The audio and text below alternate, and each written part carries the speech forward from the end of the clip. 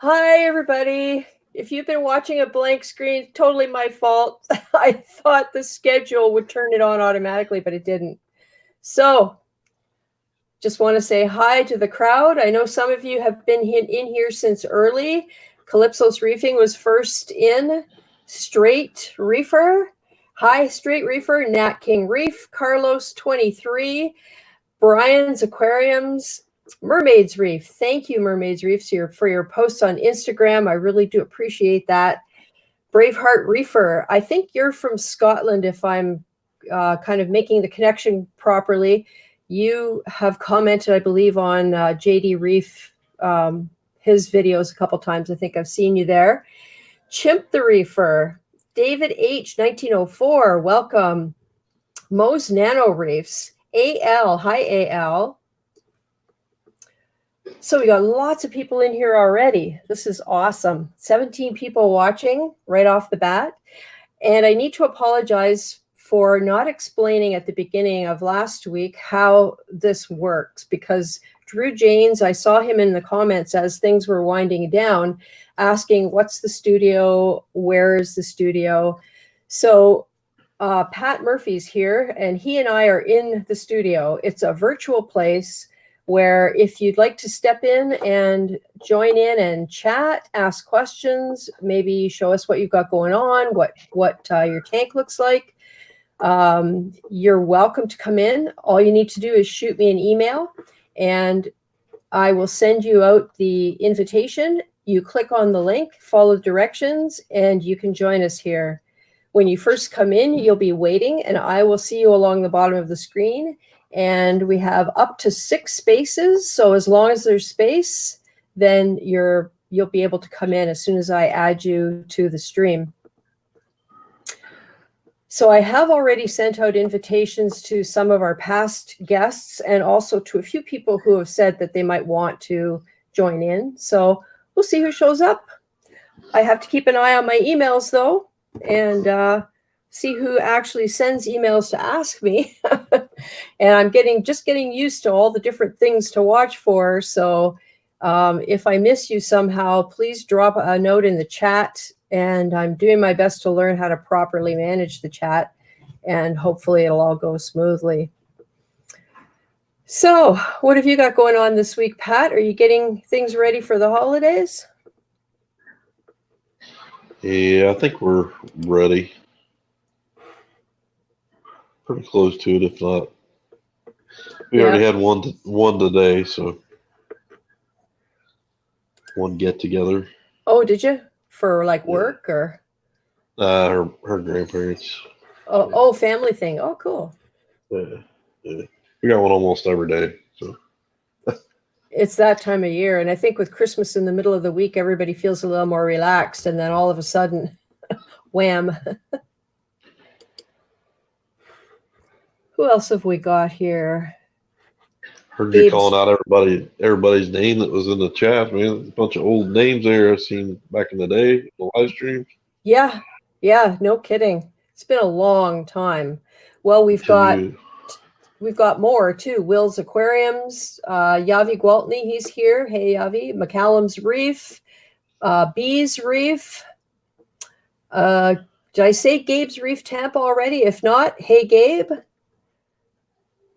Bluegrass Reef, Abe Rosenkrantz. Hey, Abe. Just put together a 2.5 bowl. Got a huge frag of purple stylo. Oh, that sounds awesome. Reefman, I am so glad you're here. I really hope you decide to come in sometime and talk to us a little bit about some of the stuff you've got going on.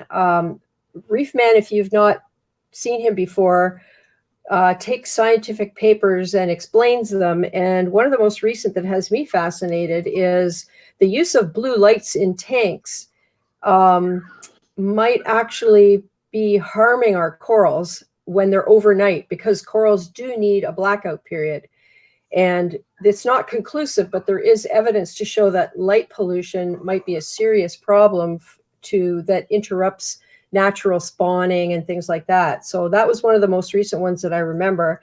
And you were also talking about using laser pointers in your tanks for Aptasia and stuff like that. Always really interesting. Go and check out his channel if you haven't, because there's all kinds of really cool stuff on there. Hey, T40. Nice you could come by. And Mo, oh, can you ask Pat? Pat, Mo has a question for you. Can you see the screen? The question? Brown jelly overfeeding the corals. Can you elaborate? So basically, I'll go into a couple of things I've noticed with brown jelly that causes it, and then I'll tell you why. I've noticed, like, when you have euphyllias on frag racks and they fall off, basically they brown jelly sometimes. I believe it's like a tissue damage that occurs, like a bruise that would happen on a person, and the head just falls off of it. And then the other one is overeating, because if you overfeed them, they can only consume so much food at one time. So basically, the rest of it just sits there and rots inside the coral and eventually kills it. Woo! Somebody snuck in a super chat. Thank you, Brian's Aquariums. Yay, super chat. Yeah, that makes a lot of sense to me, Pat, because I have noticed that if there's any damage on one head of a torch, for example, if you can catch it in time and maybe get it out and dip it, it's amazing how quick that spreads. And before you know it, you've lost the whole head. Yeah. We have, oh, Reef Man says science is fun. It is fun. Will's Aquarium. Who else? Click Clacks. Hey, Click Clacks. Nice to see you. And Richmond Reefer. Jose, I did send you the email with the invitation. So you should have that. Aquariums Down Under. Hey, what's uploading? Nice of you to join us. That's awesome. Everybody's kind of greeting each other in the chat.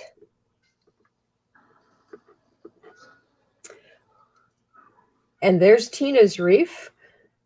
Snickerdoodle. Don't think I've come across you before, Snickerdoodle.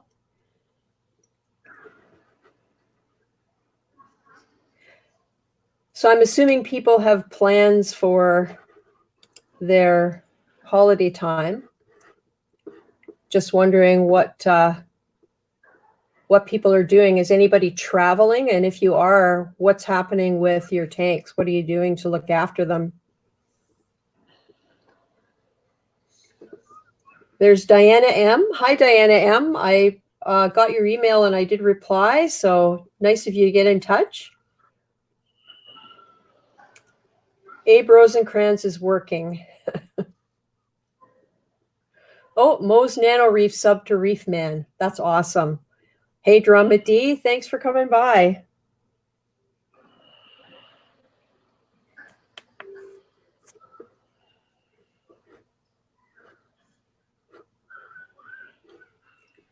Broke Reef Man 45. Hey, Broke Reef Man. Such an apt description. Some days I really wonder. Right. I just put in an order today for some frag discs, you know, the 2-inch flat ones, because my Xenia has decided to start dropping babies everywhere in Mollywood, and I really don't want that. So I took one of them and put it on a disc that I had, and it attached in a matter of a half an hour. And I put it inside a little, it's called a shroom hotel that I got from Gallery Aquatica. And it has a hole in the bottom, and then it's 3D printed, and the lid is like a grid. It's like that plastic canvas. It goes on top. So I put it in there, and within a half an hour, the little feathers were sticking out the grid at the top. So I took the lid off again, and it was fine. So I ordered a bunch more because I don't want that stuff all over the place. I'm going to try and intercept as much of it as I can. Yeah. Oh, we have Awoken. Hey, Awoken says hi.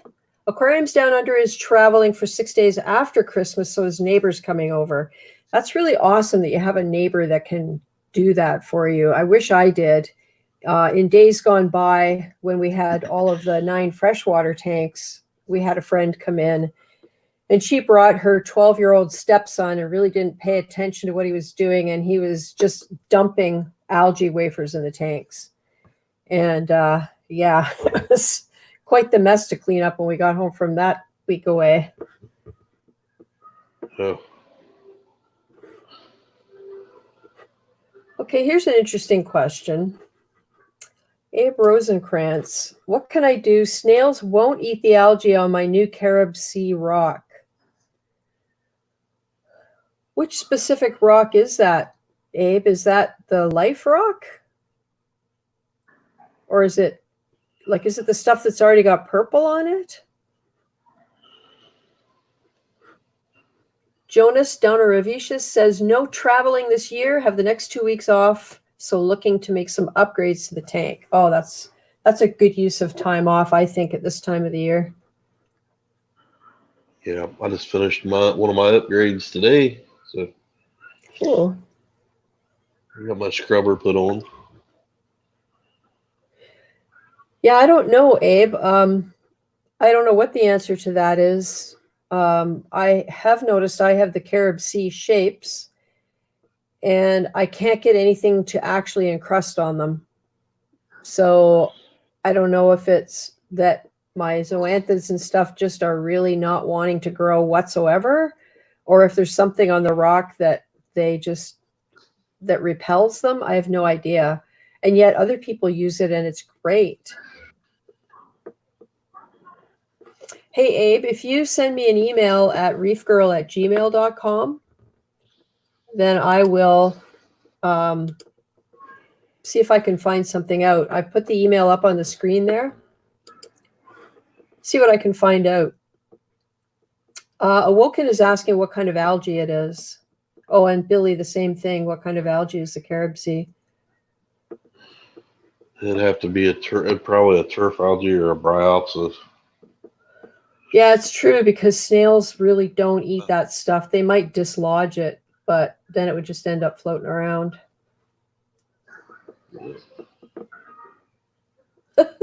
Most nano reefs suggest that you give those snails away and get turbo snails.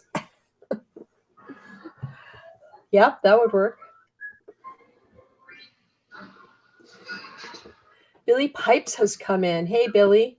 Billy's also asking what type of algae it is. We've got Pasquale P.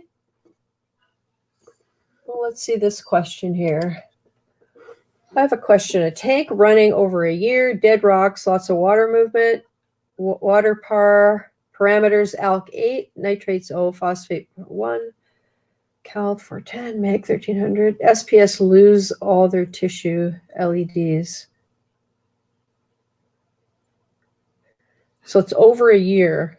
Do you have the biofilm on your rock yet, or any sort of life on your rock and in your rock yet?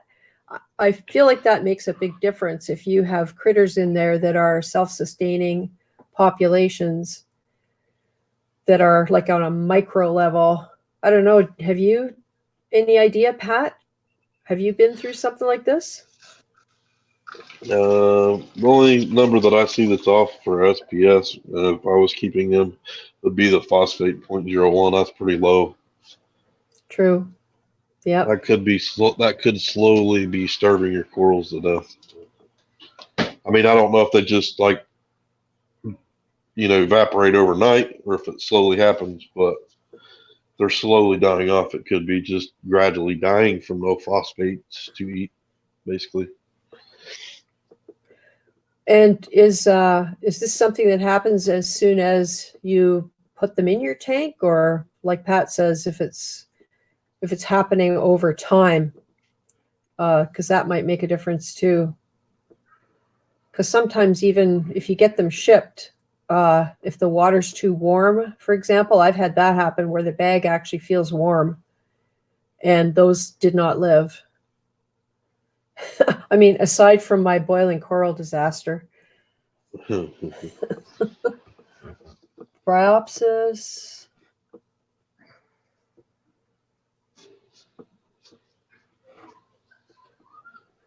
Drama D. Phosphate and nitrate too low. Drama D says, yeah, if nitrate is 0, 2.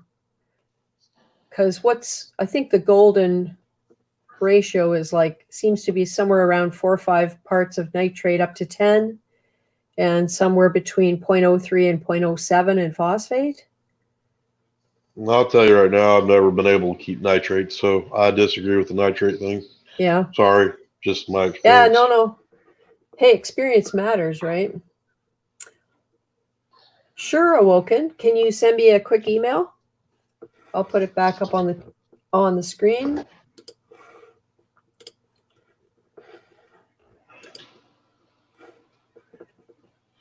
Yeah, we had tried to do. Go ahead. Or wait, Awoken, I think I already have your email now that I think about it. Okay. Diana's been pulling algae off by hand.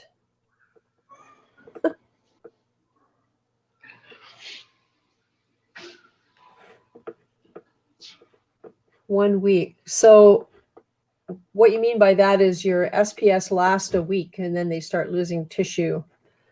420 Reefer, thank you. Woohoo. Christmas time. I don't know. That's a pretty short period, and I think if it was not enough phosphate or something, it would happen slower than that. But sometimes we just don't really have the answer for things. Because one of our YouTube friends, Pelfrey, yeah, he's always had spot on water parameters. And he's always had problems keeping SPS, you know what I mean? Yeah. WVU Reefer, welcome. Aquarium's down under. I think that's what's happening with my tank, but with nitrates, I've got 0 nitrates. I can't get any no matter what I do, and a lot of my coral are dying. I think a lot of it, too, is, at least in my experience, we don't really know what kind of coral we're getting. So, sometimes the only thing we have is acropora versus deep water acropora versus millipora. I mean, those are the 3 kind of broad areas, and you've got tenuous and you've got valida and you've got all kinds of other ones. So unless they're being identified as to which kind of group they belong to, it could even be something like a light, where everybody's used to going, oh, they need as much light as you can throw at them. And it's probably true, but a lot of it depends on where they came from.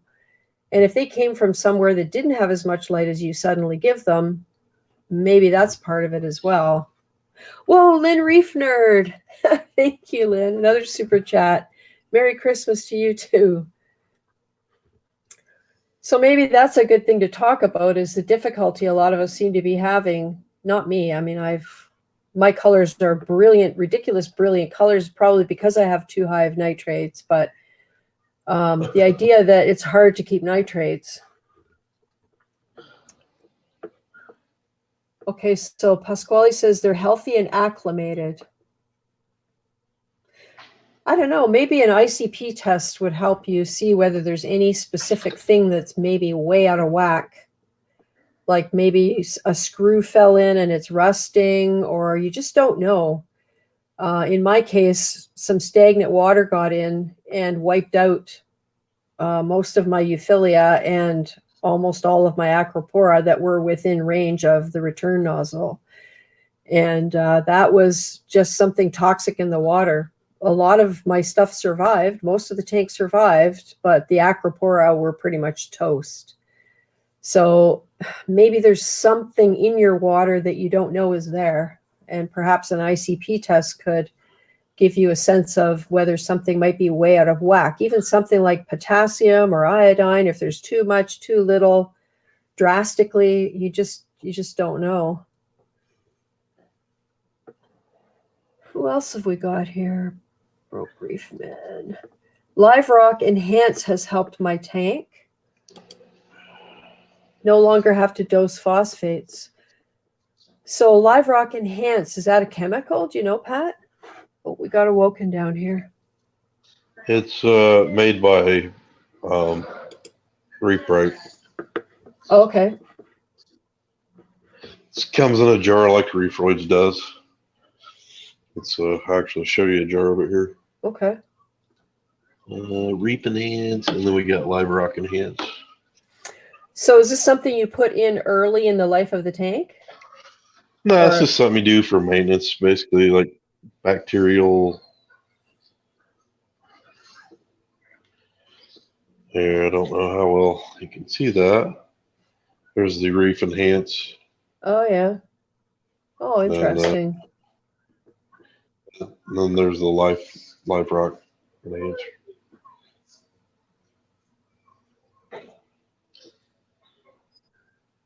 $4.20 reefer. Oh, Abe says he keeps his tanks dirty. Yeah, I do too, but not always on purpose. Carlos is going to be really, really generous. It's Christmas time, so he'll give us some of his nitrates. Oh yeah. So Aquariums Down Under says almost a year they did great, but nitrates have been at 0 for 6 months. And a few weeks ago they started recede or brownout. It could be. Who knows?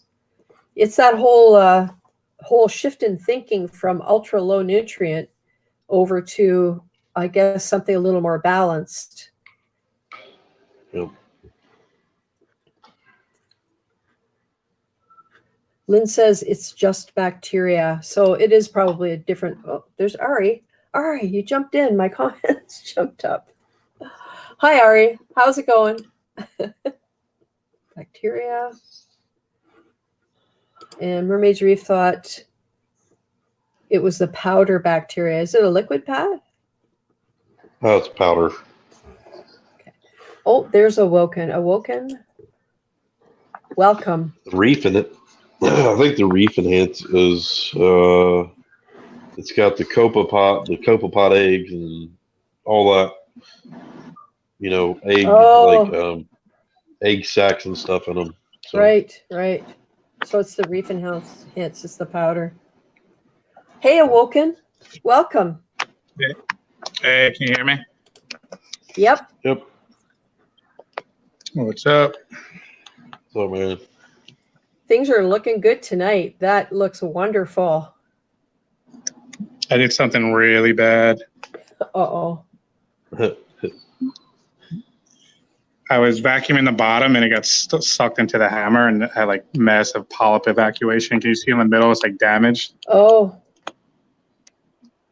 Oh, man. Wow. So that might be a case where you should watch for brown jelly. Maybe. I mean, I've seen it grow back and I've seen it not grow back. So we'll see what happens. But I was pretty upset. Yeah. I've done that when I'm pushing sand off of, because my green wrasse dumps sand everywhere. So if I'm using a long pipette to push it off, I've sucked in torch tentacles, but just the tentacle. So Brian's got. Yeah, I mean. Go ahead. I would say, yeah, it was just the tentacles, but then I saw the polyps going up the tube. I was like, oh no. Wow.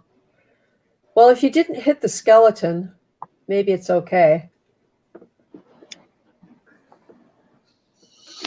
Yeah, we'll see what happens. Yeah, Brian mentions expiry of test kits. It's always a good thing to check. And in fact, that's my New Year's resolution. I know it's not New Year's yet, but I'm going to look at every single bottle and box of stuff that I have in my cabinets. And if it has an expiry date that's more than 2 months ago, I'm tossing it. I'm not keeping it just in case I need it, because if I use it and it's not going to give me a good answer, then it's probably a bad thing. So that's definitely true.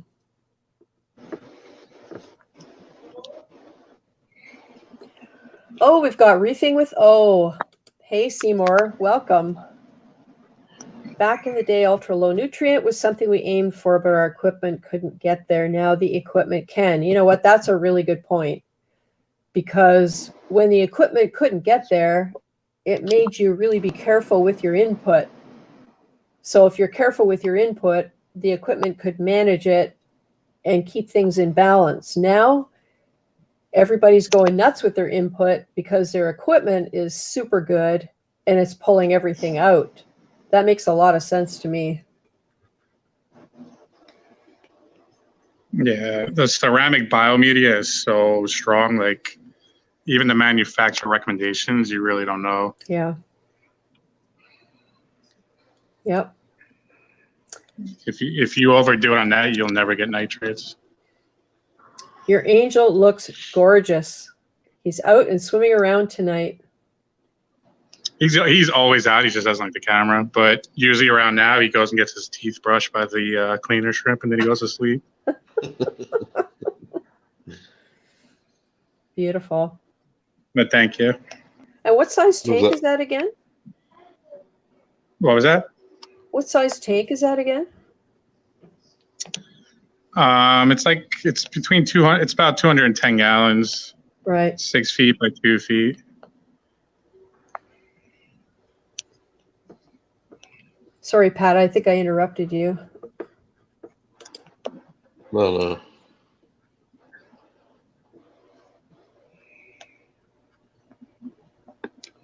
Oh, interesting. Ari's talking about how is that the Reef Enhance? Ari, I'm assuming. Yeah. I use both. I like Reef Enhance better than the Live Rock Enhance, but I switch off between them. What do you use? Both of them or just a Live Rock? Actually, neither one right now. I was using the Reef Enhance more than I was using the Live Rock Enhance because I already had bacteria that I was using. I was trying to use it up before I put this in there. I think it's also plankton in there too, though. It's not just bacteria. But I also think there's a product that's both in one. I forgot what it's called though. This Reef Enhance, they used to make what was called Reef Bugs. I think it's the same thing, right? Just relabeled or something. I have Reef Bugs. Yeah. I used to give Reef Bugs. That's what I was thinking. I think that's Lawrence. Yeah, I used to give Reef Bugs before I came upon Reef, and I still have Reef Bugs, and I still I have nothing bad to say about it. I think that the texture of it is a little more coarse than the Reef, so I think more corals can consume the Reef than could consume the Reef Bugs. Here's an interesting question, and I've actually wondered about this too. Because like if you take a rock out and it's got sponges on and you put it back and they die, is it possible that they release a toxin? Anybody know about that or heard about that? I have no idea. I have not heard anything about sponges. I got nothing. I think you have to be a scientist to figure that out, and I'm definitely not a scientist. Might be something interesting to read about. I might look into that because honestly, I have wondered that too. Fishy Snowman, Merry Christmas. Fishy, you got to come in here and show off that gorgeous Pico rock flower and sexy shrimp tank. Yeah.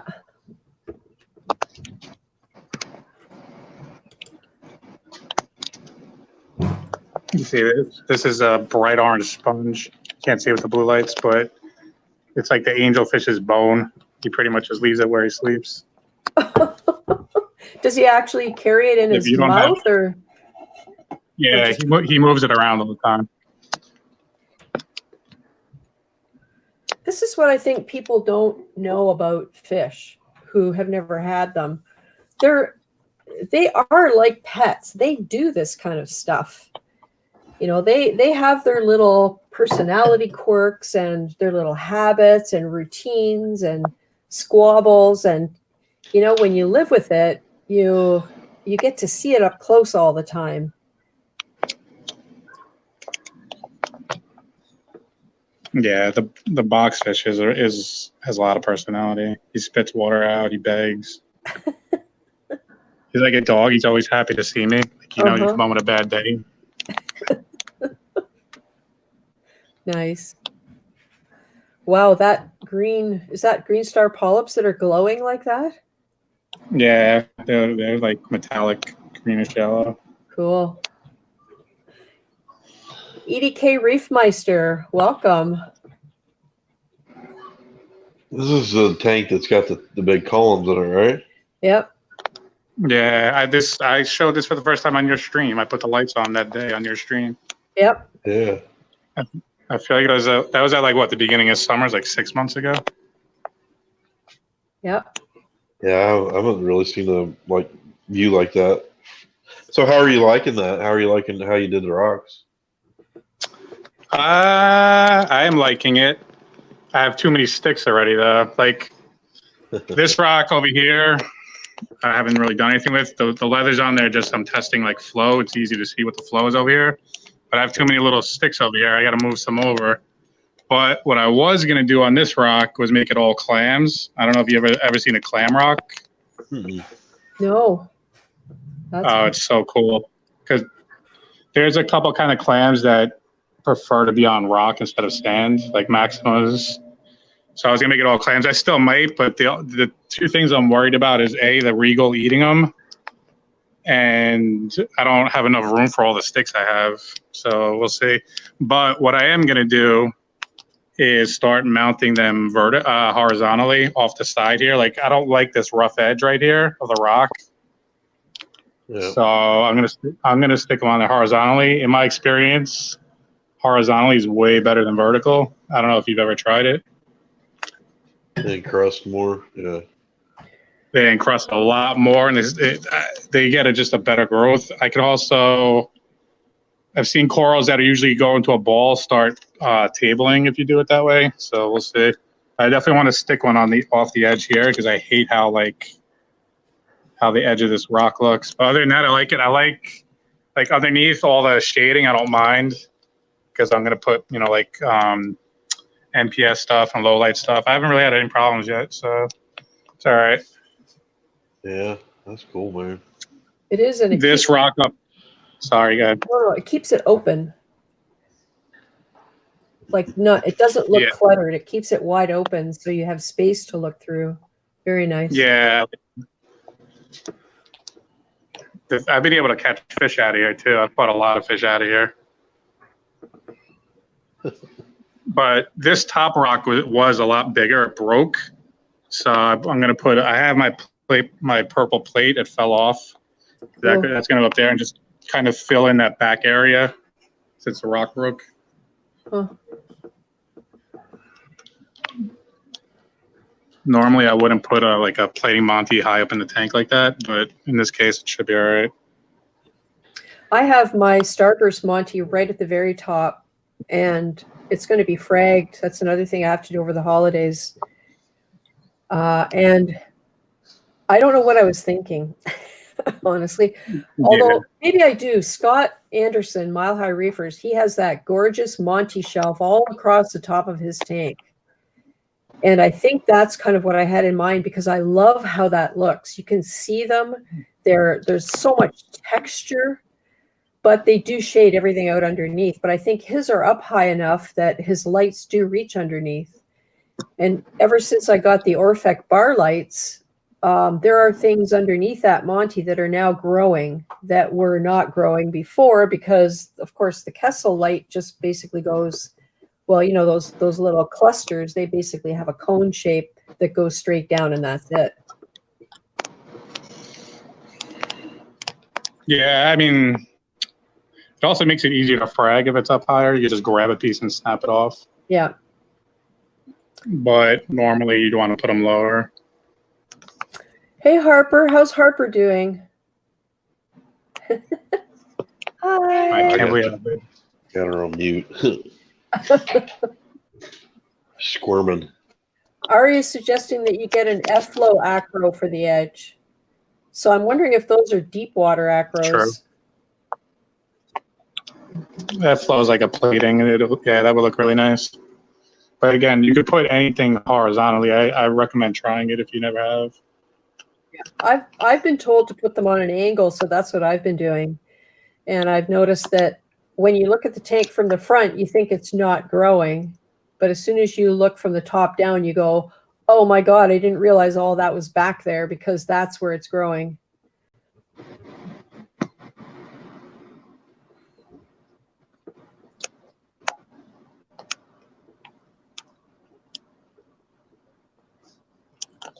Mermaid's Reef says, hi, Harper. Oh, here's a good one. My Moorish idol acts like Justin Bieber. Okay, I don't know what that means, whether he throws beer cans over the fence or what.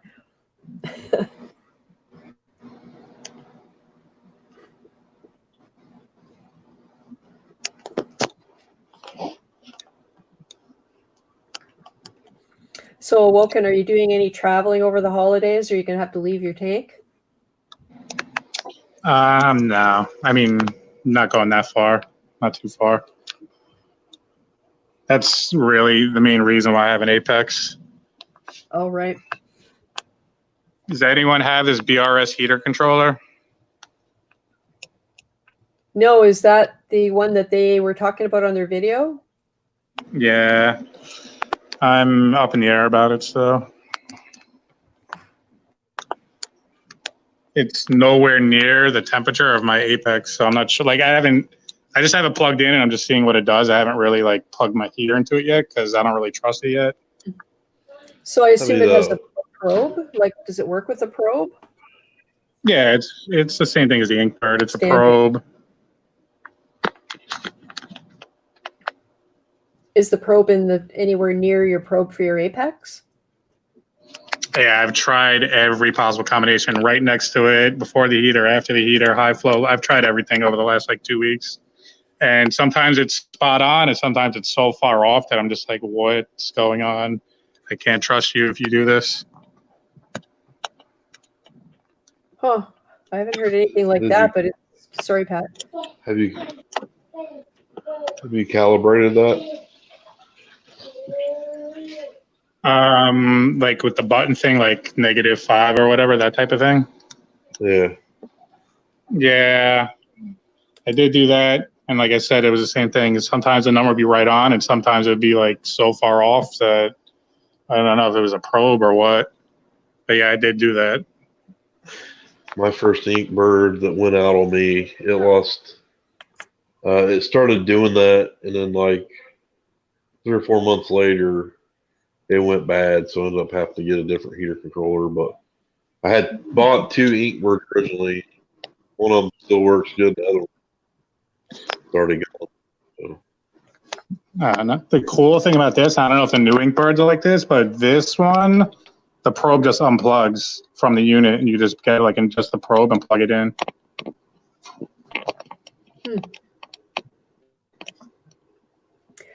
I just ordered like a temperature, I don't know, a temperature monitor today for the holding tank that I'm setting up, because the only heater I have available that's not being used somewhere that's going to be big enough is a 500-watt titanium heater. And I haven't had it out of the box yet, but I don't even think it has an adjustment on it. So I'm going to have to be putting it on some kind of a controller. And I do have a controller. It's one of these pony eye things. And I've had it for over a year, and I just haven't got around to sitting down and getting it all set up and ready to go. So now I guess I have an excuse to do that. Heaters are just, scary. Yep. I think I figured out like the best possible scenario, which is with the Apex, is plug a heater into a controller like the BRS controller, have that control the heater, and then plug that into the Apex. So if that gets stuck on, the Apex shuts it off, and then have another heater plugged into the Apex, and if it gets stuck off, that'll kick on. I don't know if that makes sense the way I explained it, but that's the conclusion I came to.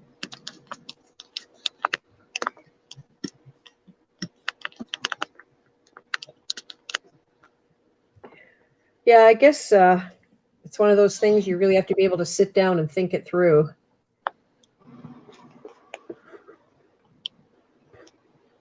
Yeah, I mean, you want to protect against it getting stuck on and then stuck off. So that's what I came up with.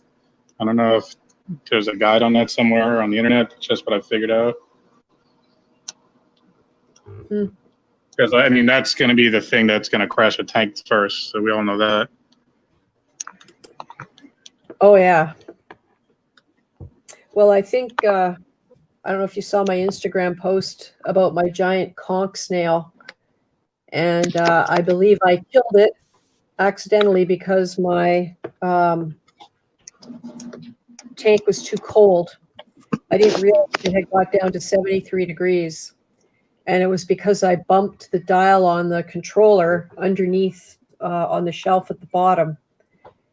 And I think the problem was the snail. It was just too cold for it because it never did come out of its shell. And then I noticed the smell.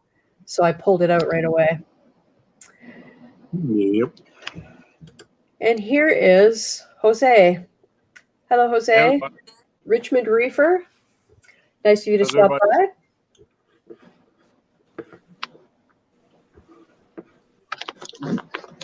Guadalupe.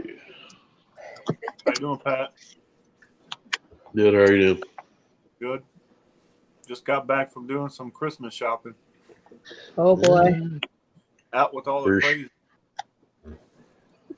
Shopping for yourself or somebody else? Somebody else.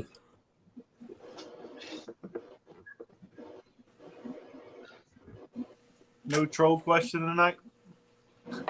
Nope. I even have some troll glasses ready, Uh-oh. but I figured Uh-oh. we've all been in here before, so I thought I would save it for the new people. But here, I'll show you, give you a preview. Oh, Good, eh? there These you go. ones are good. Yeah. Fabulous. Yeah. Borderline Game Edna, if anybody knows who that is. But they're ready. So if anybody new wants to come in, I also have a new troll question to ask them. So what else have we got here? Lots going on in the chat. Yep, Ari and Carlos are discussing F-Flow and how it doesn't seem to want to do what they want. Or I guess you have to be patient until it decides to grow.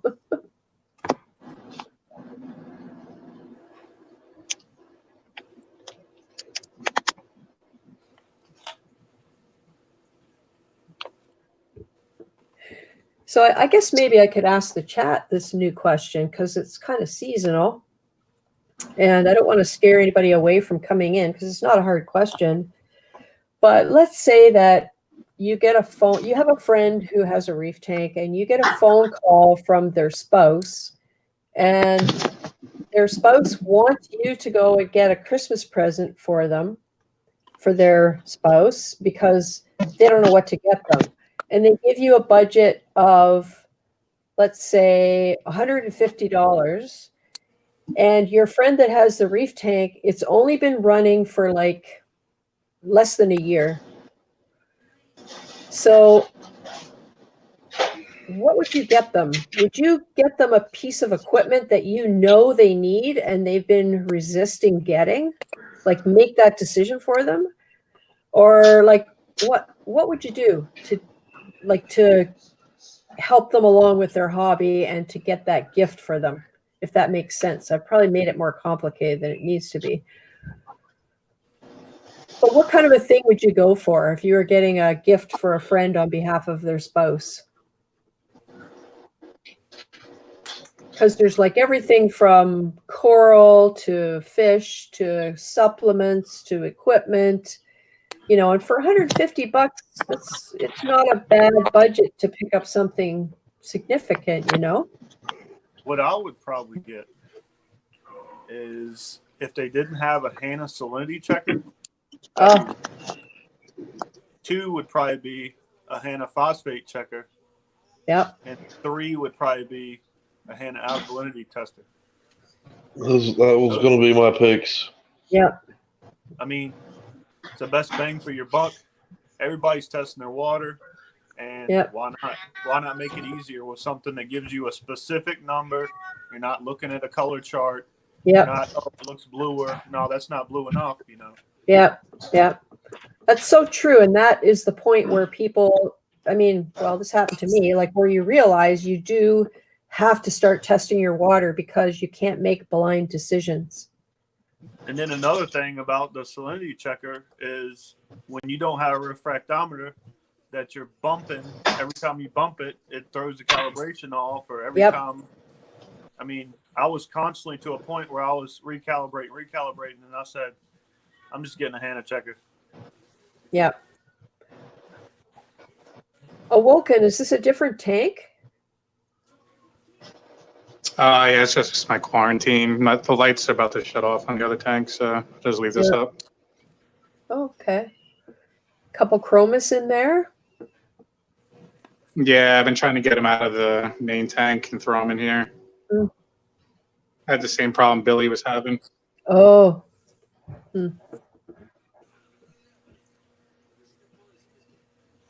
Oh, and ATO is getting a lot of votes.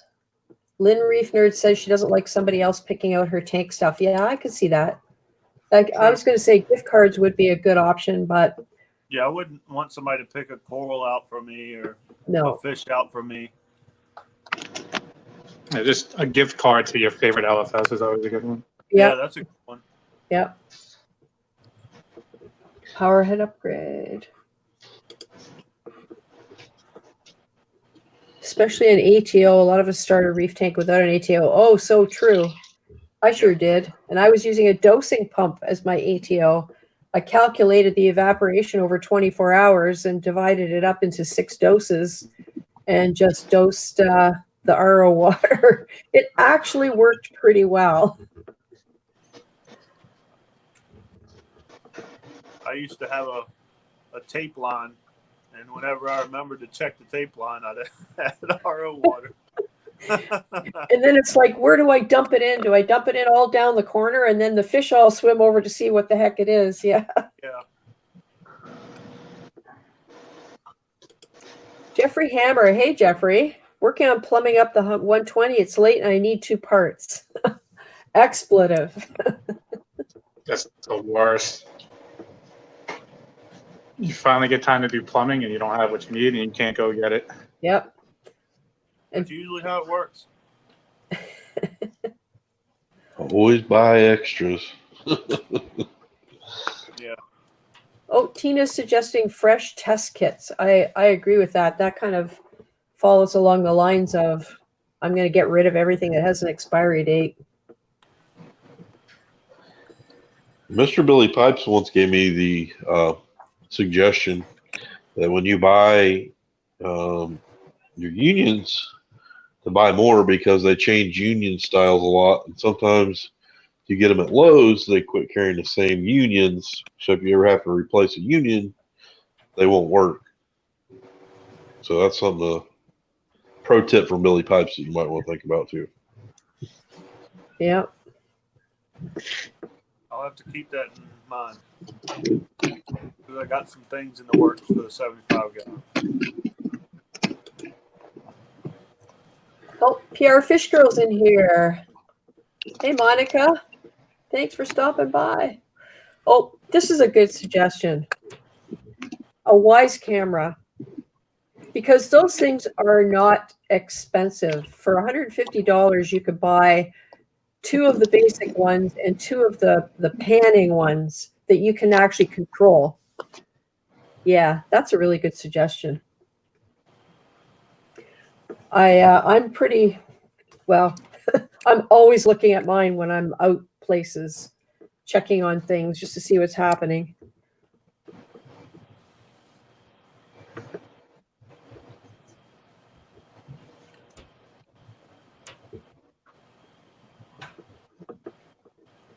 Yep, Ed's got a camera on the tank. And if you saw Pelfrey's videos about going on vacation, he set one up on his sump. Because really, the sump is where stuff goes wrong. Yep. Or where you can see what's going wrong.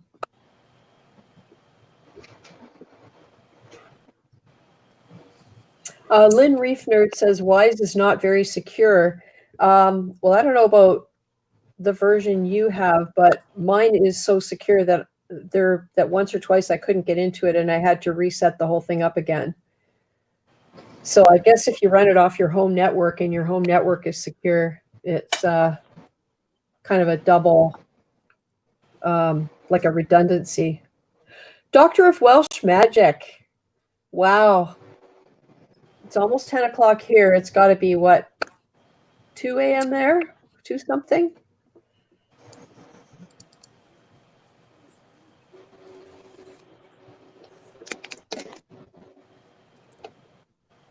Oh, here we go.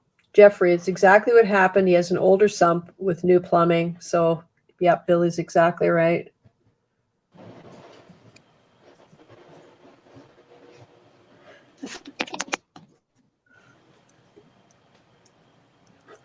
Here's Carlos. Oh. The pan Ys on the tank and 3 Ys outside. Yep.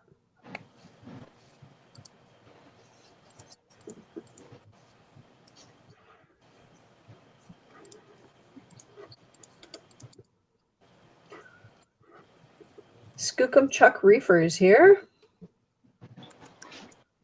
10 to 7. So you're on the West Coast then.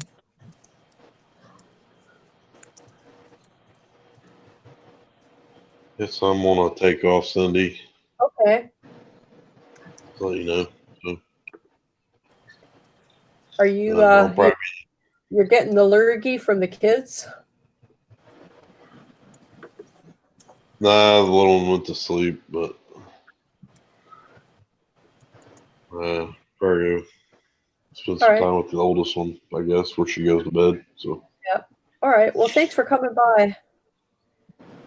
yeah, And trying to make it for at least an hour every time. So. Yeah, I appreciate that. And have a great Christmas. Say hi to Nikki and the kids, and Merry Christmas and all that. Yep. All right. I will. You too. If anybody new, don't be afraid to come in the chat or in the studio and talk. Yep. I mean, I know it takes some courage to get in here for the first time, but yeah, it's pretty easy once you get used to it. So Yeah. I'll talk to you guys later. All right. Thank you, All right, Pat. later, Pat. Later, bye. Okay. Yeah, we have 3 spots. And oh, Call Me Nemo is here. Hey, Call Me Nemo.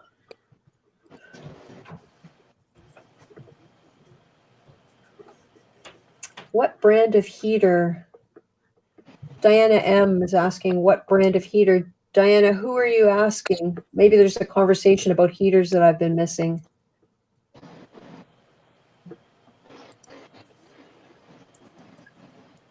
Almost 3. Oh my goodness. Well, you know, Lee, you could sort of get your flashlight out or your torch and come on in and show us what you got going on under the flashlight. I mean, that's what Alex G did a couple weeks ago. Showed us all the crazy life that's going on in his tank after lights out. So, you know, just saying, you're welcome to come in if you like. I sent you the email.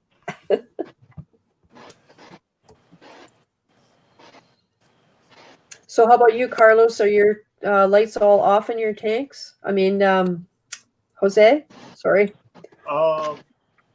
They're real low blues. Yeah. I don't be know. able to get a shot of it. Yeah, I don't know if we've seen your tank yet.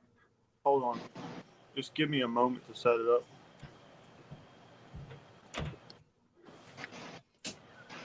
Yeah, they're talking in the chat about what to do with overheating in a tank. And Diana is talking about putting frozen meat in Ziploc bags. When I had my 29-gallon cube, the place it was in my house was, you know, in a corner of a room that got really warm in the summer, even with air conditioning. And I used to take Ziploc baggies of ice and put them, like float them in the tank just for that very reason. But I didn't have a sump. But a sump is probably a better idea, especially if you can get it near the return pump.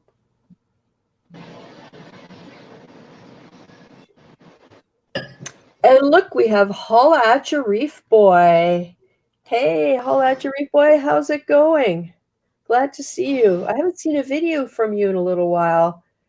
So unless maybe YouTube is doing that weird unsub thing or unnotify, unclick the bell thing. But I hope things are going well. The doc is wrapping presents like a crazy fool. Yeah, I haven't done that yet. I still need to do that maybe tomorrow.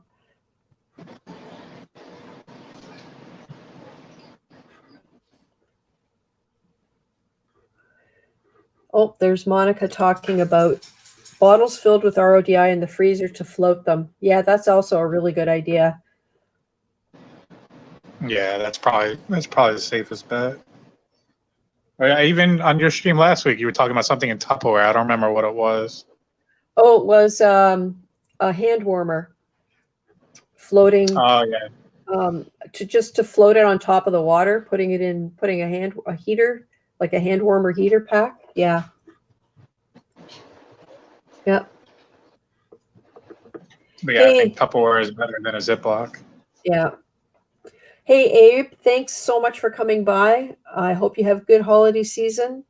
And maybe you can join in sometime and show us what you got going on with your aquariums. That would be awesome. Have a great holiday season. Mermaid's Reef, frozen water bottles in the sump. Diana says I do look like Dame Edna. Yeah. The only difference is I'm not a 65-year-old man. And Billy just finished his laundry. Good. Oh, good. Holla at your Reef Boy's going to have a new video Christmas Day. I look forward to that. The tank is gorgeous. If you guys haven't come across Holla at your Reef Boy, check out his channel. He has a 650 Peninsula, a Red Sea 650 Peninsula, and it is really, really beautiful. And the last video, if I remember, was about the 1-year progress of the tank, and it's just mesmerizing to watch what has gone on in that tank over the last year. Really worth watching. We see them every day, so until we take a look back at this stuff, we don't appreciate what's happening right in front of us.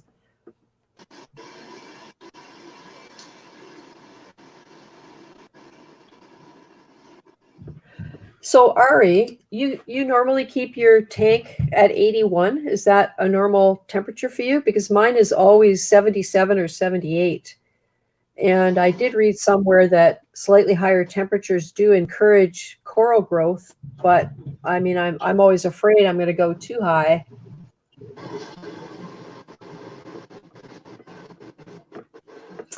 Oh, Ed's got a dilemma. Kenya tree keeps stinging the zoos. Wife wants it gone, but it's from Dave. I don't want to flush it. Yeah. Can you get it off? Like, can you get a scalpel and cut it off and put it on a rock that's on its own somewhere, maybe in a corner? I don't know. I don't know what your tank. Is it in the toilet, Reef? Is that where it is? Maybe you can make room in a corner for it.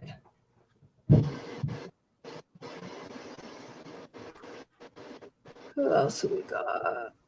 Oh, Tina just subbed Holla at your Reef Boy. Awesome.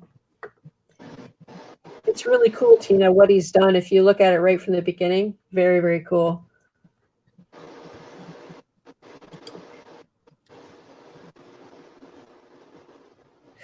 Yeah, Ari, Ed doesn't really want to eradicate them. It's a keeper. And Monica, water in the 200 by the end of next week. Wow. Now you have your ceiling renos all finished. That's awesome. Oh, Richmond Reefer. There we go. Thanks, Jose. Now we're not seeing anything at the moment. Oh, there we go. Oh, so you have one of those hybrid ATI hybrid light fixtures? Yes. Some of my corals are closed up. I turned the lights back brighter because it was very low blues. So not everything's open. But yeah, nice and colorful. Yeah. Yeah, that's the aquatic light fixture with the Hydra 26s, 2 Hydra 26s. Let me see. Let me go grab my gel filter real quick.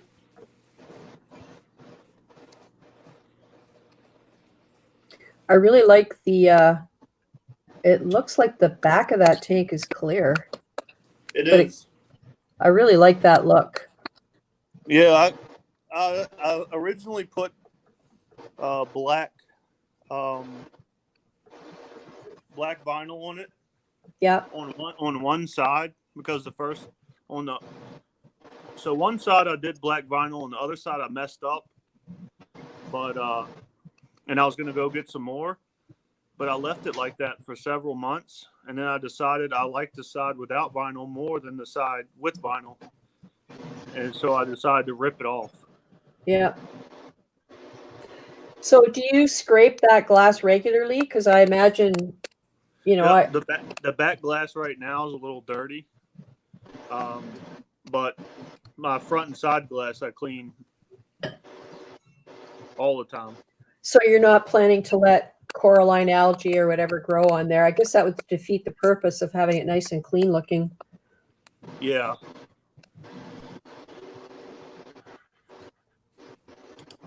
Yeah, that is a nice tank. So that's a deep tank from the looks of it.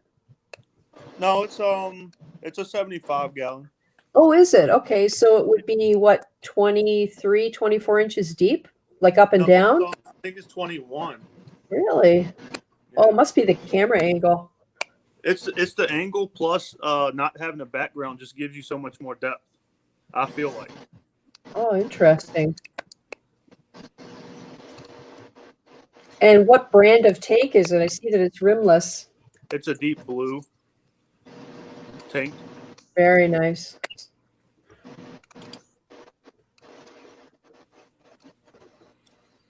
So Ari's talking about temperature because I had asked him about it. He runs it at 81, less temp swing during the summer, no problems with ick, faster coral growth. Reefs run higher than 79 in the ocean. Oh, okay. You know, I might just have to creep mine up slowly and see what happens. I hope my heater doesn't break.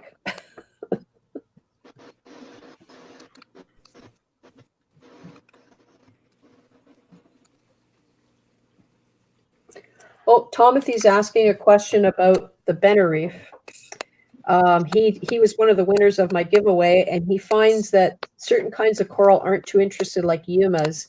And I agree. I find in my big tank, which is where I mostly feed it, anything that puts feeding tentacles out absolutely loves it, like ink cans or scolies or that sort of thing.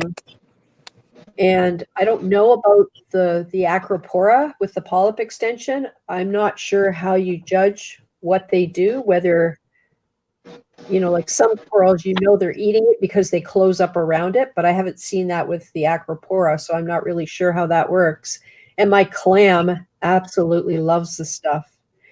When I put it in Mollywood, I don't really see the hairy mushroom or the yumas or the ricordias or the bounce. None of those seem to close up around it. So, you know, it's one of those things it may not be the formulation that's right for corallomorphs, I guess. My LPS loved it at 80. They got super fluffy. Oh, isn't that interesting?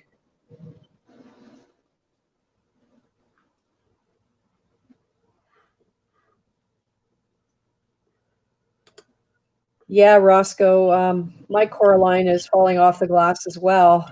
And I related it to the magnesium dropping in my tank when I was getting all of this crazy growth. So I think that's what was happening. It was changing, so it wasn't able to hold on. And I was finding big, big flakes of it lying on the sand.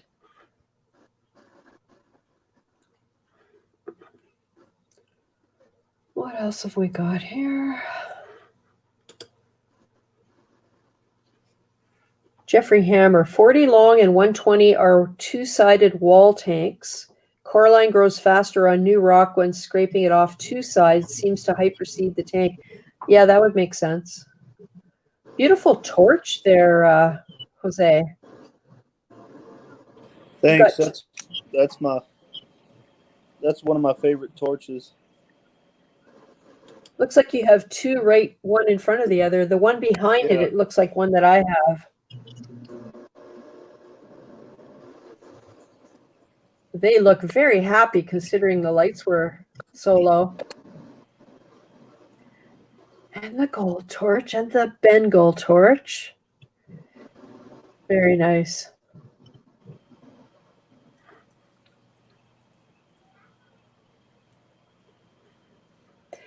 Here's a question maybe one of you guys know from Ed. My SCA 150 is in storage, not temp control. Will my silicone be okay? That's a really good question. Sorry? I say I wouldn't trust it, Yeah. especially if it's already wet. If it's been wet and then dried out, I definitely would refill it. Is silicone something that expands and contracts with temperature? I don't know. I would assume so. Good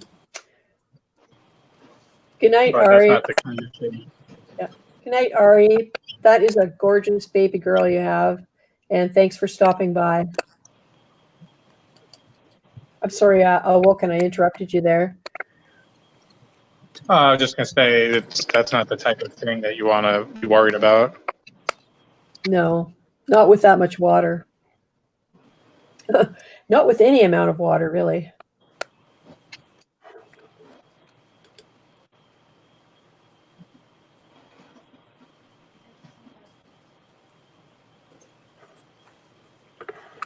Carlos keeps his temperature at 78. Everybody is going to the Lancaster swap. Ed is going to try and make it.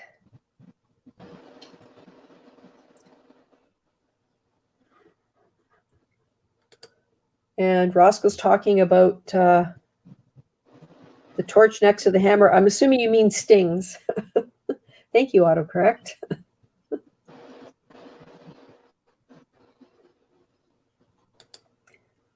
Jeff White, I think it's fine. So Jeff, I'm assuming that's talking about the silicone. But still, you could test it. And the other thing is the holding tank that I've set up right now, right, it has a circulating pump just to keep the water moving because it's only got RODI water in it. We're essentially leak testing it. And it's a 90 and it's deep because it's 4 feet and front to back is only 18 inches. It's got a different footprint than the 425 XL. But I'm going to put a wave pump on there, and I'm not doing anything until I've got that wave pump running for a little while, bearing in mind what happened with Billy's tank, where he's theorizing that it was fine when the water was just sitting in it, but as soon as there was pressure from movement of the water, it caused problems with the one seal or the corner that was bad. So when it comes to silicone, this holding tank, I did not know how old it was. And that's why we're being extra careful before we put any water in it. It has been resealed once. But I'm going to do the wave pump test before I do anything else because I really don't want a problem with it. It's at my daughter's house. And I have a leak detector on it. But that's not going to do much good if it lets go 90 gallons of water. So it's always of concern.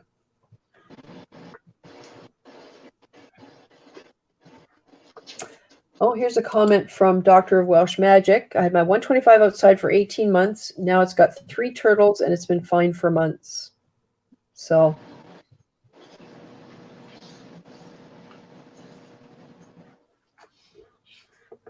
Will's Aquarium wants to know what the best way is to get coralline algae. I think we had this question from somebody else a couple of weeks ago.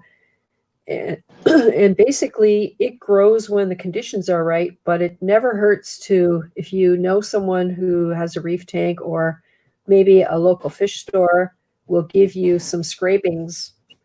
And if you can get some scrapings from somewhere and just put them in your tank, that works. I don't know whether the purple up works. I've heard different things about it, but it's worth a try. I mean, not the purple up. I really don't know. You'd have to do some research into that. But getting scrapings from somewhere, or if you buy a coral or a frag, look for one that has coralline algae on the plug.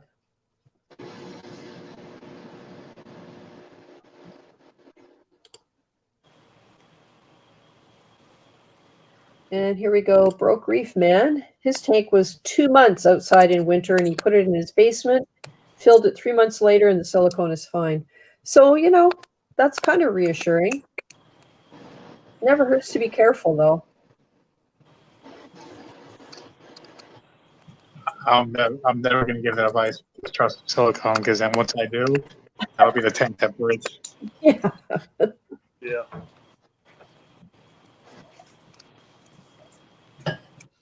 So, Carlos, you've got a center.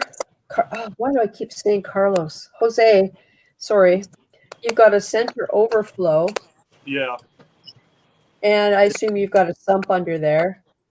Yeah, I was Sump under there. So, But, go ahead. I currently do not like my Sump and will be upgrading. Okay, so there's rumors that Santa's bringing a new Sump for me. Just rumors, right? Yeah, they're rumors. That's I mean, I hilarious. didn't see the box at all. Oh no, of course not. You're psychic. I didn't see the box. That's hilarious. So whoever, like Santa obviously has the reef tank because he knows exactly what to get for you. Yeah. Hey, Chad, thanks for stopping by. I had a 125 outside for 8 years, ran it for 2 years with no problem. Were you able to sleep well at night? Did it ever worry you? Oh, I see a red light. Look at all those stickers. That's awesome. Yeah.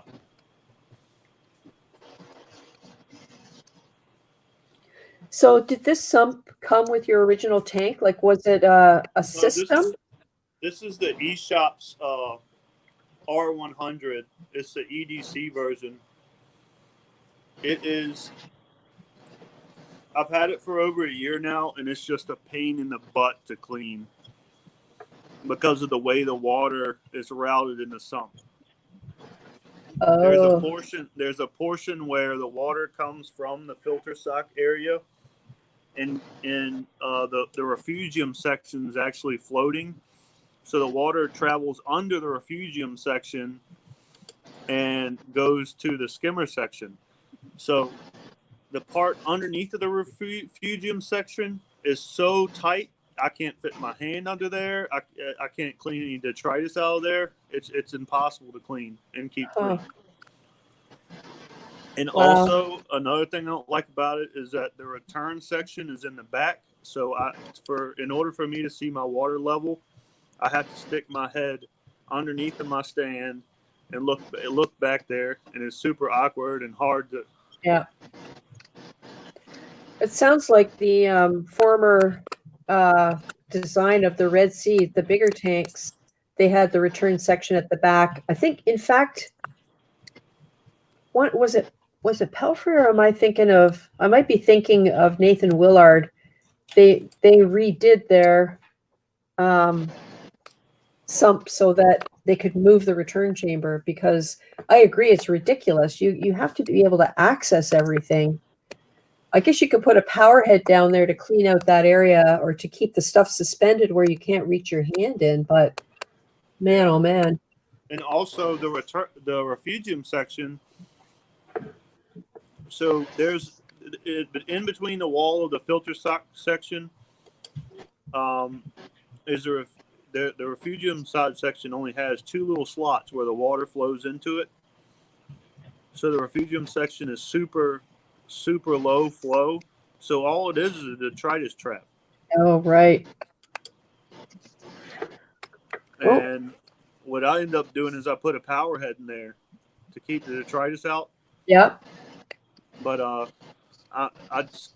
really do not like this this refugium. I mean, this sump setup at all.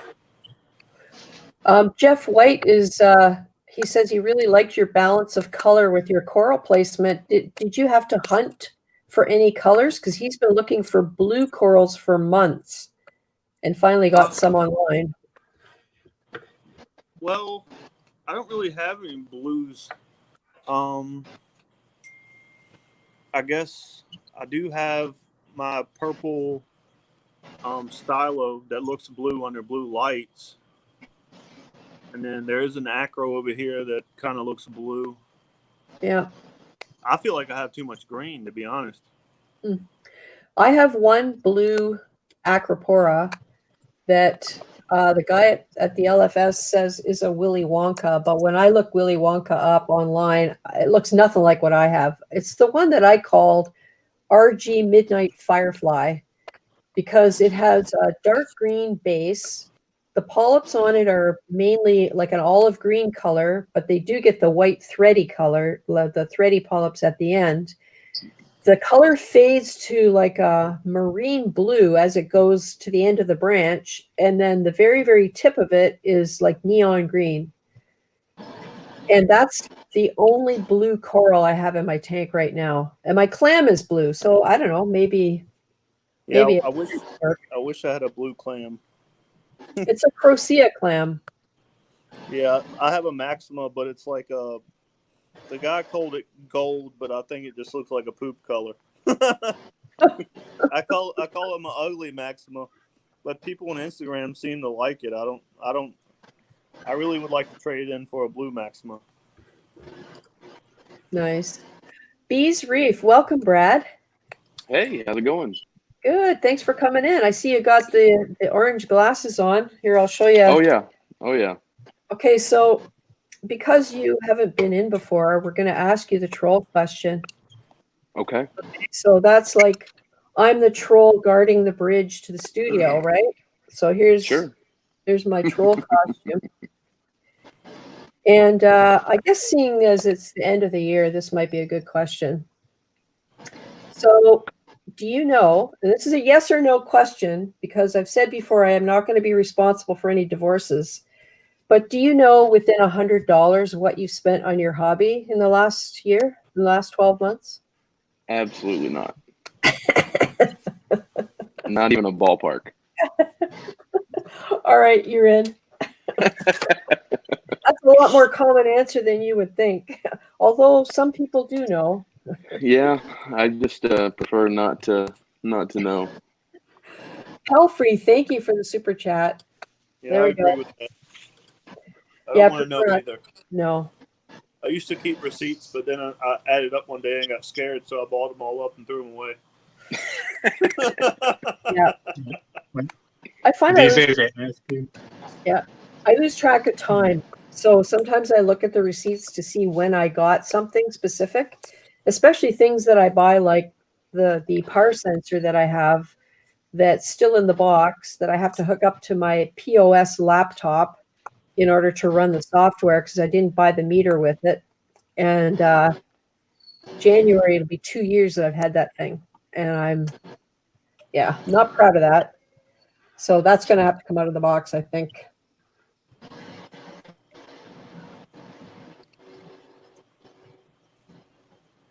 Jeff says he almost got a blue clam, but there's no room on the sand bed. Yeah, I have my crocea on the sand bed, but from what I understand, Awoken was talking about this a little earlier, that some clams like to be up on the rocks, like up higher. Yeah, I got my Maxima in the sand, and he seems to like it. Yeah. Here's my little guy down here. Oh, that looks like it's pretty. Nice. What kind of colors do you have? So has it got blue and what? No, well, in full spectrum, it's hard to tell right now with all these blues, but it's really just, I call it my ugly clam because it's just like a brown, coppery color. But I bet it has a lot of colors in it. And then Here's my other clam. My Durasa. Oh yeah, I was going to say Durasa with that modeling on it. Be really nice. Yeah, it's growing good. You have any idea how much par you've got on those clams down in the corner? I think my sand bed's at 200. Okay. So, Jose, Doctor of Welsh Magic is asking if you got his sticker because he was sure he saw it on your door in your cabinet. Who? Doctor of Welsh Magic. That's the lumberjack I don't sticker. think so. It's the lumberjack sticker. There's DC Reefer. Pat Murphy. Billy. Nope. Yep, I don't see it. No, I don't have a sticker of a lumberjack.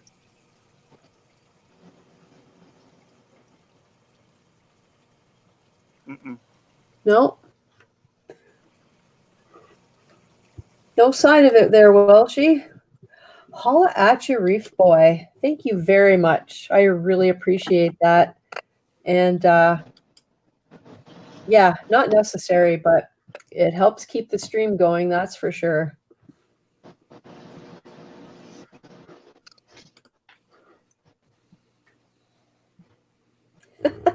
Here's a good one.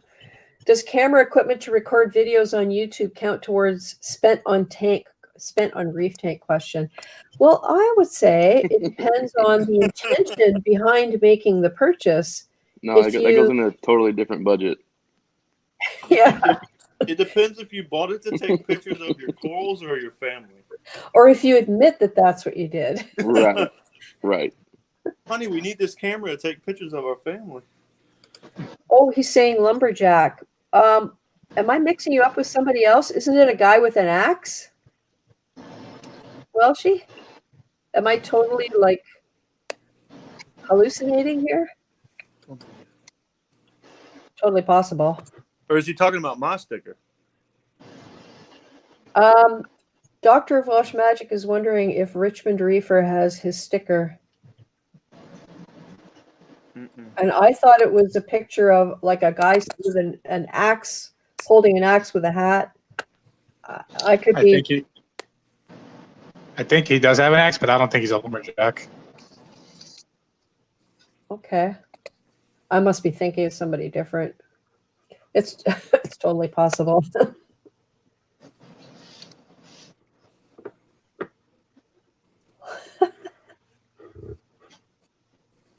Oh, here we go. This is good.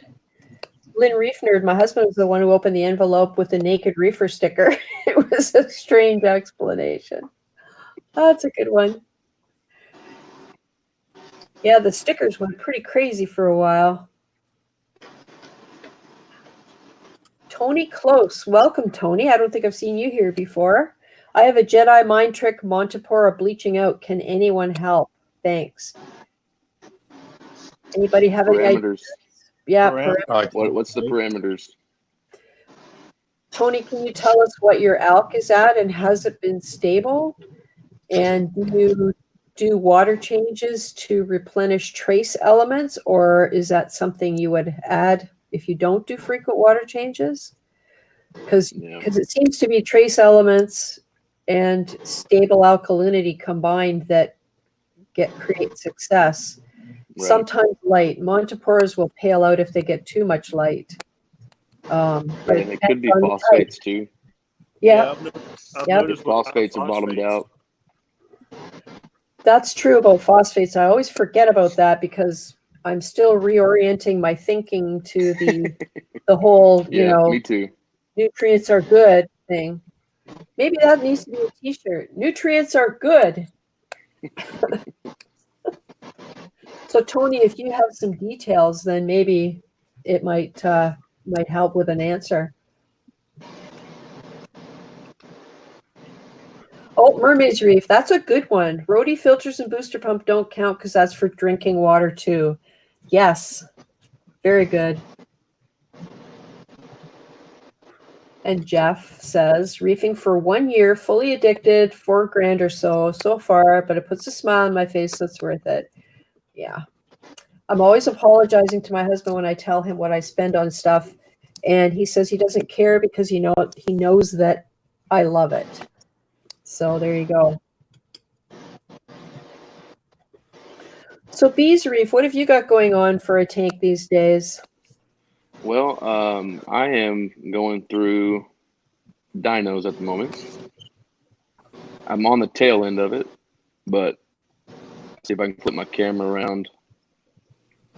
You might get booted out. If you do, just come on right back. Yeah, you got booted out. Oh, Okay. no, it worked. There we It go. worked. That's Yeah, it awesome worked. because I was asking them about that, the streaming company about that. So I don't know whether it was just a glitch or whether they did something. Awesome. Yeah, it did glitch out for a second, but it came in. So, dinos hit pretty bad, and it was due to nutrients bottoming out and not Okay. able to get them up with feeding. Yep. So now I'm just dosing nitrates and phosphates in liquid form to keep it up. So you'll Happy see holidays. that filter pad Filter pad. on the algae clip. Oh, is that what that is? Yeah, the filter pad collecting the free floating dinos, Oh. and I just pull that out a couple times a day, rinse it out, and throw it back in. That filter socks, filter floss in the sump, and just manual removal and keeping the nutrients up along with dosing Dr. Tim's, a couple of different Dr. Tim's bacterias. Good night, Diana. Thank you for coming by, and all the best of the season. That filter pad's brilliant. I never thought of that. Yeah, I mean, a lot of people talk about hooking up a UV sterilizer from the display back to the display for the same purpose, but I didn't have a UV sterilizer and wasn't ready to run out and get one. So that's the best thing I could come up with. It's helping for sure. That you can see how much is on it, and it gets like that about every 2 to 3 hours. Yeah, you know what I would do? I would. Is it possible when the lights are off to put like a little light at the pad because they'll go to the light? That's a good idea. I haven't thought of that. Yeah, Roscoe says he's been dealing with them. He's been commenting about that. So there's Right. there's an idea for you. Well, what B just outlined is literally how you solve dinos. Exactly what he just said. And I like pretty much every new reefer is having it these days. Like it never used to be a Right. problem. Now it's super common. Well, I think the big part of it is our filtration has improved in the last couple of years tremendously. And I think I had too much filtration. I took my refugium offline. I had 2 Brightwell bio bricks in the sump. I pulled those out. That's what I believe. The ceramic media. Yeah, I mean it just eats up nitrates and phosphates too quick. And I mean I overfeed frozen and pellets every day, multiple times a day, and it can't keep the nutrients up. So The thing about it is the manufacturer recommends based on gallons, but it's really based on bioload, and there's no way for them to Right. tell you that. right. Mm. So and this is a 120, and I think there's 12 fish, 2 medium-sized tanks. Bioload is not huge, but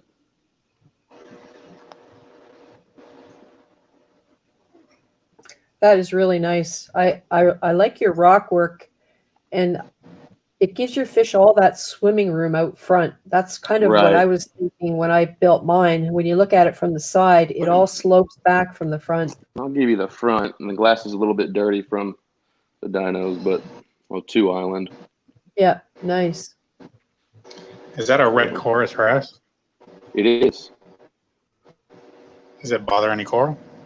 No. That's encouraging. I'm always trying fish that are labeled as non-reef safe because it's not that dry. And it's a juvenile, so I mean we'll see. But I've had him for 4 or 5 months now, and he's been a model citizen. Don't they get like a foot long? I don't think so. That was a hopeful tone in that voice. But if it does, it'll find somewhere else to go.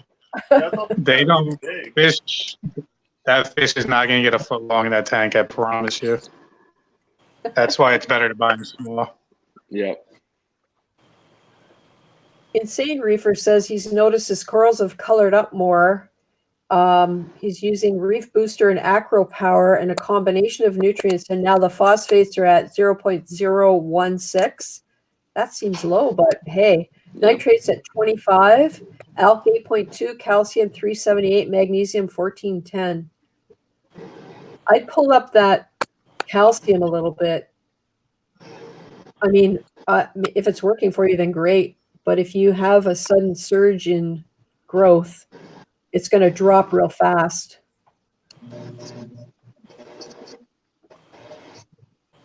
Well, that's good. I mean, so here we go again with nutrients are good. That's right. Yeah. Now it is. It wasn't that way always, but now it is. Like you said, the equipment. Yep. But if you go to, I mean, it depends. If you go to the LFS and it's an old school guy and you ask him for advice, he'll tell you get zero nitrates because you used to not be able to obtain that. Now you can. Yeah. Now you can. So you got to be careful. Yep. It's becoming more and more about balance, and balance is different for every tank, it seems to me, because there's that thing, no two tanks are alike. So you have to know your own tank, and you're the only one who really knows how much you feed. And you really know how often you swap out your filter socks or do water changes or harvest your chaeto from your refugium or whatever else, change out your GFO, whatever else you use. So you're the only one who knows, and that's what makes your tank unique is your own husbandry practices. So I think that in a lot of ways it makes it really hard these days to figure things out until you understand that whole import-export balance.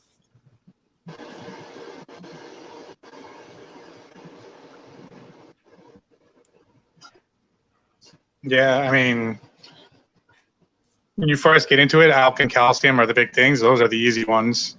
Yeah. When it's balancing and controlling nitrate and phosphate, that's the hard part, in my opinion.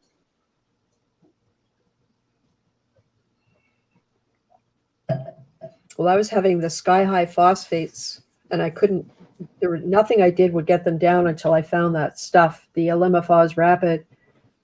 And I do understand that it is similar to Phosphate RX. And Melev's Reef's live stream today was talking about nutrients, phosphates, nitrates, and all of that. And I only caught about 15 minutes of it. I want to go back and get the rest of it. But essentially, it was kind of the same discussion we're having. Like, you know, way back when, it was like eliminate everything. And now it's swung around to you know, keeping some level of it, but making sure you can control it. Yeah, I didn't see it, but yeah, it's difficult. And the thing about it is, I don't trust my test kits. That's the other problem. Oh, Right. Like, I'd rather just look at what's going on in my tank because my testing is inconsistent, especially with phosphate. So it's like, okay, I got a crazy number. Do I test again until I get the number I'm expecting? I've done Or do that. I just go? Yeah, oh yeah, I do. I used to do it all the time. It's like it doesn't make sense. Yeah. So my thing is just look at. There's a few indicator corals that I go by. It's like 3 or 4 ones that I'll always check. And you know what? That's a really good point, because that's another area where we really know our tanks. We can tell, like in my case, it's my Duncan. If it closes up for a couple of days, I know there's something up. Yep. Same with mine. Hey, John, Blue And Carbon Reefing. Sorry. I'm sorry. I was going to say GSP is a good indicator. I know everyone thinks it's a beginner coral, and it is, but it will close up if phosphates are too high, but it will never die. So it's like perfect. Oh, look, Jose. Brad's got the Jose treatment. What's that? Remember, Jose, when you were going from one side of your camera to the other and you were upside down? Oh yeah, I remember. Bee's Reef is upside down right now. Oh, am I really? Yep.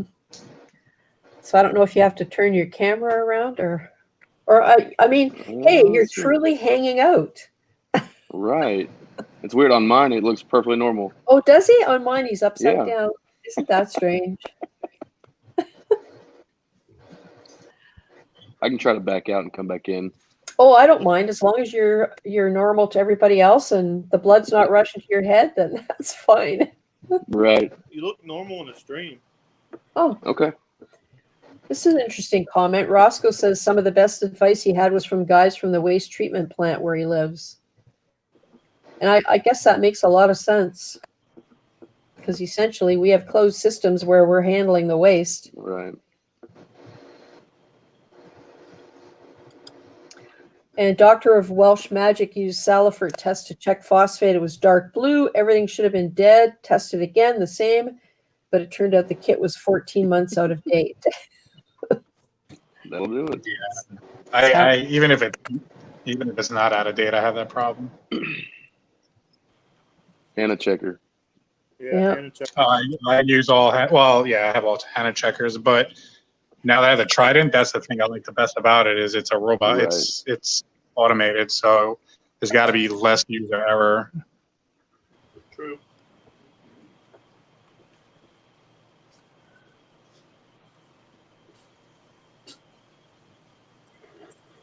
Yeah, Roscoe says it's the different bacteria they use for waste treatment.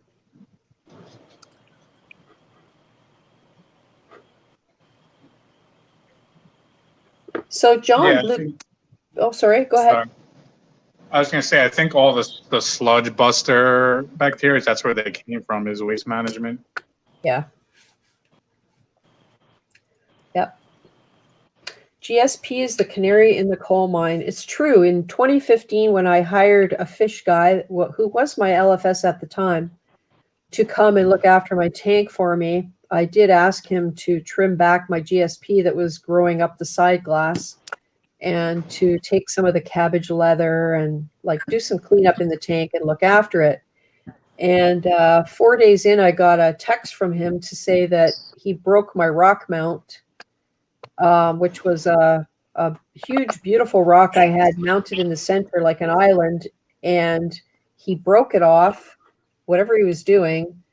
And when I got home, it was rotated 180 degrees. So I don't know what the heck he was doing. But when I got home, there was a brown mat of sludge floating on top of my tank. And I don't know what the heck he did. He did say he did a water change, but I had no water prepared.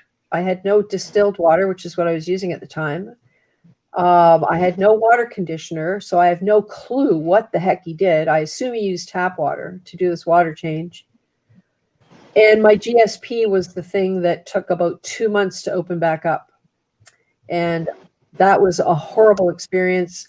I used a gravel vac and I cleaned all the grossness out of there. There was brown jelly, there was diatoms, there was dinoflagellates, there was like everything in there. None of that was in there when I left. So I don't know if he used contaminated cutting tools or what he did, but I did cry when I saw it. Because, you know, you get home from the airport at 2 a.m., the first thing you do is go look at your tank, and it was destroyed. But I managed to bring it back and took over 2 months, and the GSP was the last thing to open back up. But it eventually did. That's cool, yeah. It's hard to kill.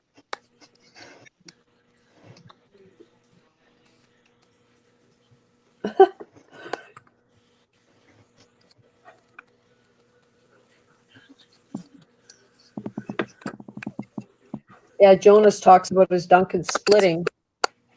and it closes up when it splits. And that's what I've noticed about mine. Mine must be a branching type because each polyp, when they're closed, you can see it has little tiny polyps all around it. And that's the only time you can see them, of course, is when they're closed, because when it's open, it looks like a big giant mass of tentacles.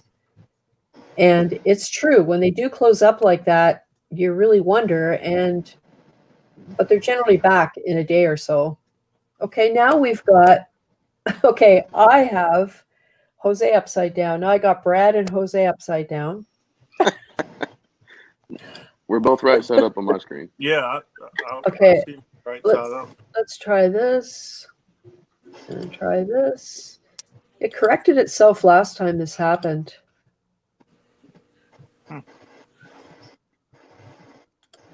There's Awoken. Yep, upside down. But as long as it's right side up on YouTube, that's fine.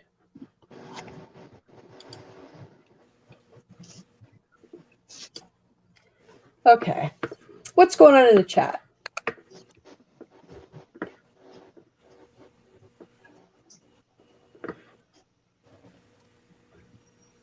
Oh, still sickness going around. Lots of people. Oh, Lynn, I made my husband take care of the tank for 3 days. He cried when the skimmer went crazy and he didn't know what to do. I torture that man too much.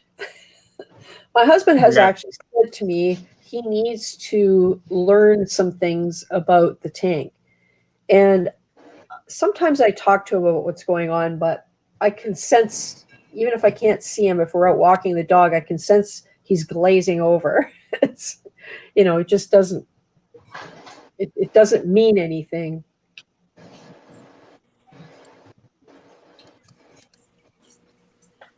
But he's very good at telling me when he hears strange noises coming from the fish room.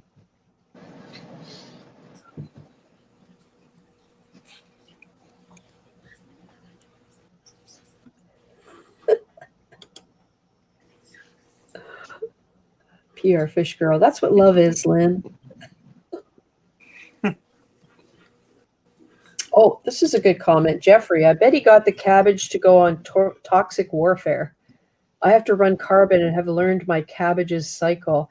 Yeah, they would get all shiny and waxy and they would shed regularly. And I had 2 types in my tank. One was the normal sort of tannish pinky color. And the other was what I call toxic green. And if you look at some of the really early videos of Amathia's garden, the red CXL 425, that's one of the first corals I put in there. And you can see that color. And it was that color with or without blue light. More intense in blue light, but that thing was truly that color. And I ended up taking it into the Coral Reef shop in Burlington, a city near us, and traded it in for store credit. And I think he doled out tiny frags of that for a very long time because it wasn't around. I happened to pick it up somewhere. I don't even know where. It caught my eye. And it got to be about 10 inches across. One piece, it never spread. It just kept getting bigger. So cabbage leather, definitely. I mean, any of the leathers that wax over or slime up and shed, yeah, definitely you need carbon right on hand for that stuff.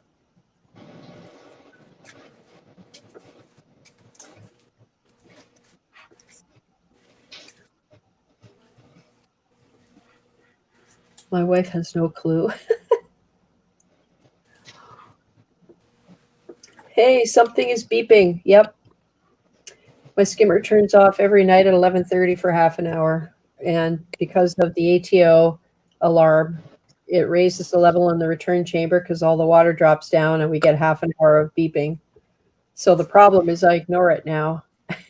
And one of these days, there's going to be a real problem. And you're going to ignore it. Yeah. There's going to be like 4 inches of extra water dumped out of the ATO.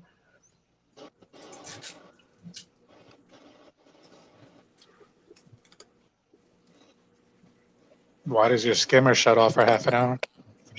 I set it up on a Wi-Fi smart plug to shut off for half an hour when I was dosing no-pox, because I had read somewhere that it was a good idea to temporarily turn off your skimmer when you put it in and then turn it on again. I did hear from Red Sea to say that they recommend you run the skimmer when you're dosing no-pox, but I normally do. But this was just for like the half an hour after putting the stuff in, because it goes into the sump right beside the skimmer. And apparently it would cause some skimmers to go crazy. So I set it up on a Wi-Fi outlet to shut off for that half hour. And it turns out I don't dose no-pox anymore. But honestly, it took me so freaking long to get that Wi-Fi thing set up and working. I am not touching it. Right. So if I have to dose no-pox again, I'm ready to go.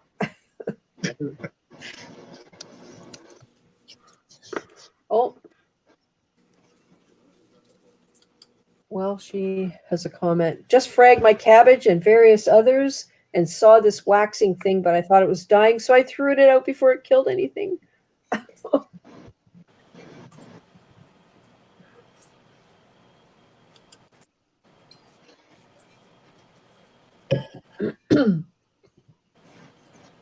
Good thing my frag tank is empty.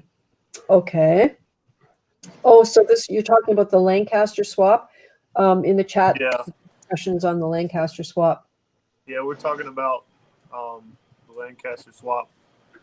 I'm telling them to keep me under control. Because I haven't bought any corals since I think the end of November, and I got the itch right now. End of November. Okay, you do know that was only 3 weeks ago. Yeah, but like you make it sound like it was a long time ago. For me, that's a lifetime, it feels like.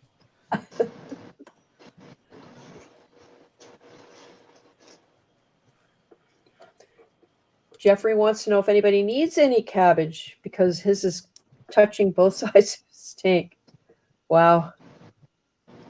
Jeffrey, is it the tan pink stuff? There's 3 that I've seen. The tan pink, that's one that I had. There's another one that I've not ever had, which is tan and pink with green. The little polyps, the tufty things that come out of it are green. And then there's the bright green, which is the other one that I had. Because the tan stuff, like the texture of it is beautiful. It looks gorgeous when it climbs up a rock. That's how mine was in the back corner. It was really, really pretty. But boy, oh boy, once it gets onto something, you can't get it off. I mean, if you're trying to cut it back and get it off the rocks and put it under control, if it's happy, it just goes everywhere.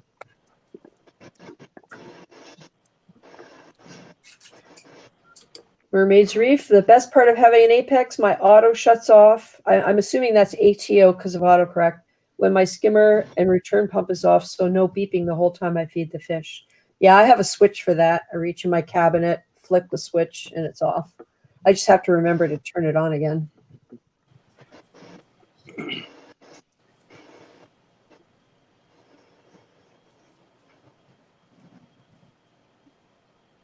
Oh, Blue Carbon Reefing just found another Aptasia.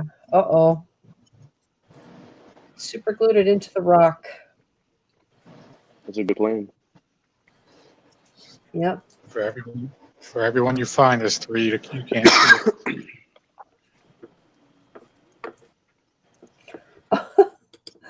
And Brian's aquarium in an upstairs apartment had 25 gallons of water, and 12 towels later, nobody was knocking on his door, which is good.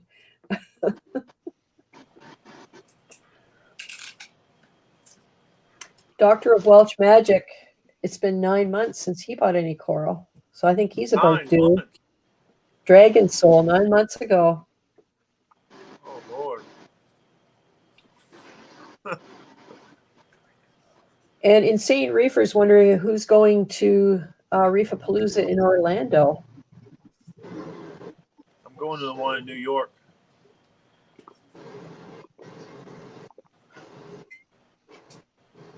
When is the Orlando one? Usually June, isn't it? No, that's New York. I don't know when Orlando is. want to say that's usually like April or May.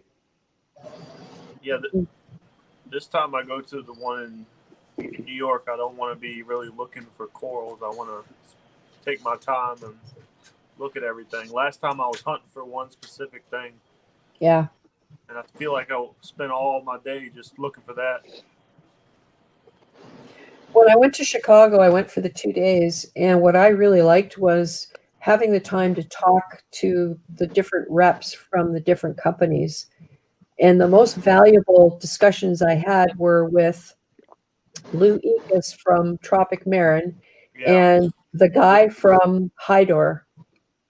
The guy from Hydor told me a lot about how to manage the little Coralia pumps that I use, because I love Hydor equipment. I have 4 Coralia Nanos in my 425 right now doing their little jobs.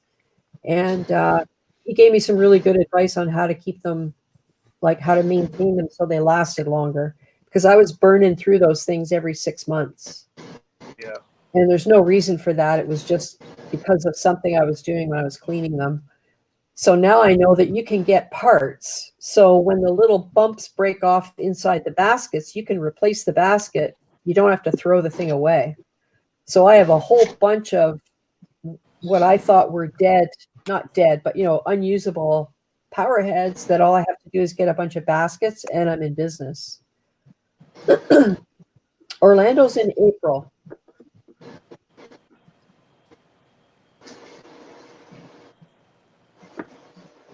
Well, somebody's asking about advice. Oh, that is a really good question. PR Fish Girl, who's got advice on how to carefully take encrusted corals off my rocks to put in the new tank? Chisel. Chisel. Yep. If you're gonna pull a rock out, chisel it. Yeah. You'll at least get a piece of it. Yeah. I remember trying to chisel rock. I did not do a very good job. And this was just dry rock I was putting together for an aquascape. Or if you know a buddy that has a Griffin saw. Could you use one for rock? Would you be wrecking it if you used it for rock? You could? It depends what kind of rock it is. I think if it's like Pugani rock, that's kind of soft. Yeah, it's like pumice almost. Yeah. So, I don't know. I might have to try that. Because I'm thinking about rescaping anyway, so I've been thinking about the same thing. I have the joy of when I have to move mine, I know when I put it in there, it was 7 separate structures that all just kind of fit together. And then I put some epoxy in a couple spots. But now, of course, I have things like a pagoda coral that's encrusted between a Tonga branch and the main rock. And I have other stuff that I've put on there that's encrusting across. So I don't even know where to start when I have to take that thing apart. It's not going to be pretty. Another thing that will work is a Dremel tool, probably. You could take a Dremel tool and cut the rock around it. Yep. Yeah, that's probably a good idea, because all you really need is like a thin layer. Right. To get it off.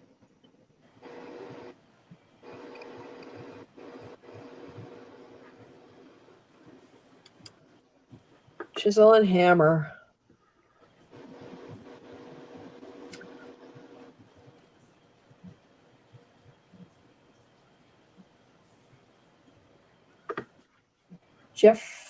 Jeffrey Hammer, me too, please explain.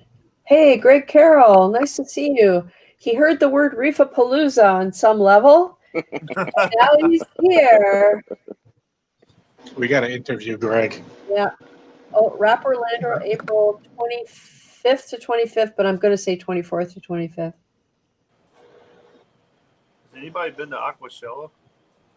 Yeah, I actually went to the one in Dallas last year.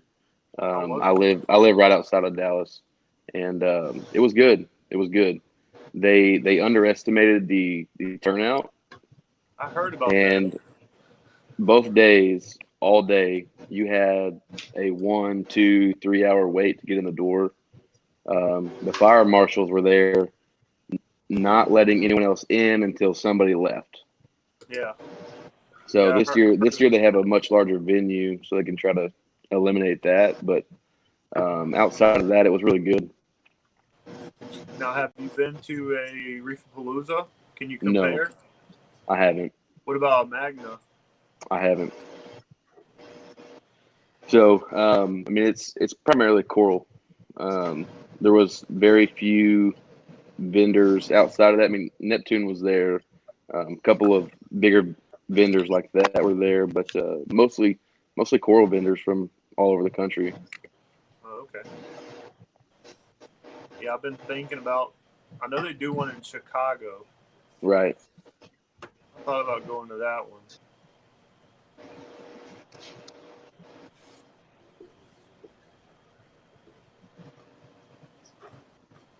Maybe if I plan it right, my next trip to Canada, I can plan it the time that Aquascaping is going on.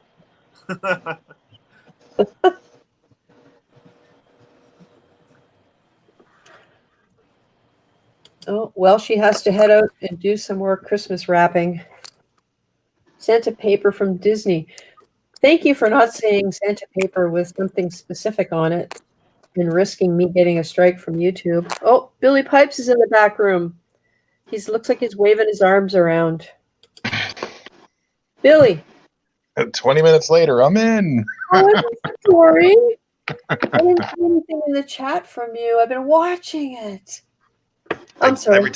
I didn't want to back out and like you see me and then not see me, and I'm sorry. So, Billy, that's all right. so you've got something to tell us about.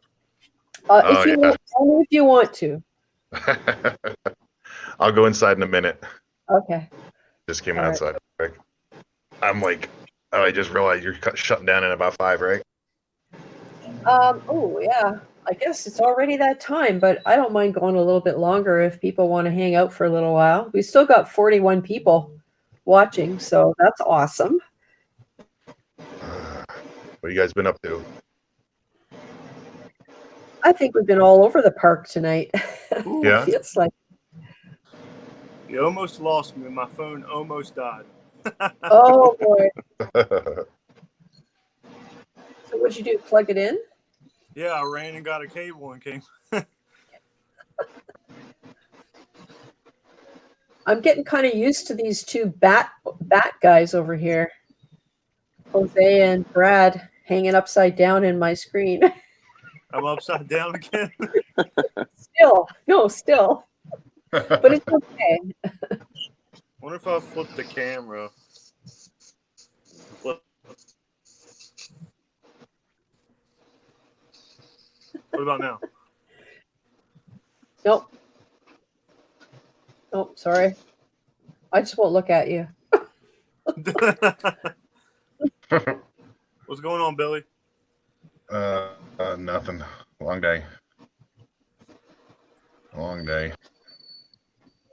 I finally got my radions to turn on and off when they're supposed to. See, that's why I'm afraid of doing that stuff. My blood pressure can't handle it some days. Everybody's like my buddies around here, like, it's no big deal because I have them. So they're supposed to shut off at 10:15, but they shut off at 10. And everybody's like, it's no big deal. It's just 15 minutes. And I'm like, but it shouldn't do that, right? It shouldn't do that. And then I was talking to Greg earlier, and he said when they ramp down that low, it's at such a low percentage that it's not even enough to power up the LEDs. Which makes total sense because if I have like a certain color at 5% and the light fixture's at 1%, the light's probably like, what are we even on for? Well, it's funny you're talking about that because mine are supposed to be on right now and they're off, so I have to figure that out. And you have the same. I mean, they're AIs, but they're Ecotech. No. I'm talking about on my frag tank. The XR15 Gen 3. It's supposed to be on right now, and it's off. It's Are you off using- 2 hours early. Are you using a Reef link? No, I'm connecting my computer up to it. Okay. You know, how do you do that? You have the micro USB, and you have to download the app on your computer and plug it in. You can't do it from Ecotech Live with a USB. Yeah, the app on your computer. That's what it is. It's Ecotech Live as an app. Yeah, you have to download the app on your computer. Gotcha. You go on there Gotcha. on their website and download it. I need to get a Reef 10-4. link, but I'm too cheap. I don't want to spend money on that. Just wait for Mobius. Yeah, that's what I'm going to do. I'm just going to get the chip and throw it in there. Yep. All right, I'm going to go downstairs real quick. I know it's getting late. Yeah, that was my fault. I'm watching all the 9 different. I could never drive a helicopter. I'll tell you that right now. It would be like crash and burn. My godfather had one, and he tried to let me do it once when I was a teenager, and that did not go over well.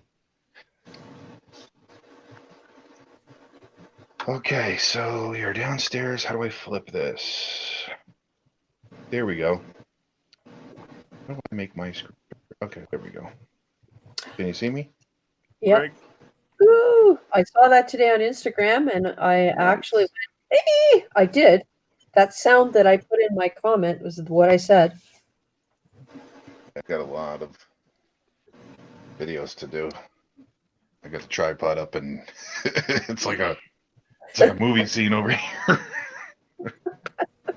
I gotta do the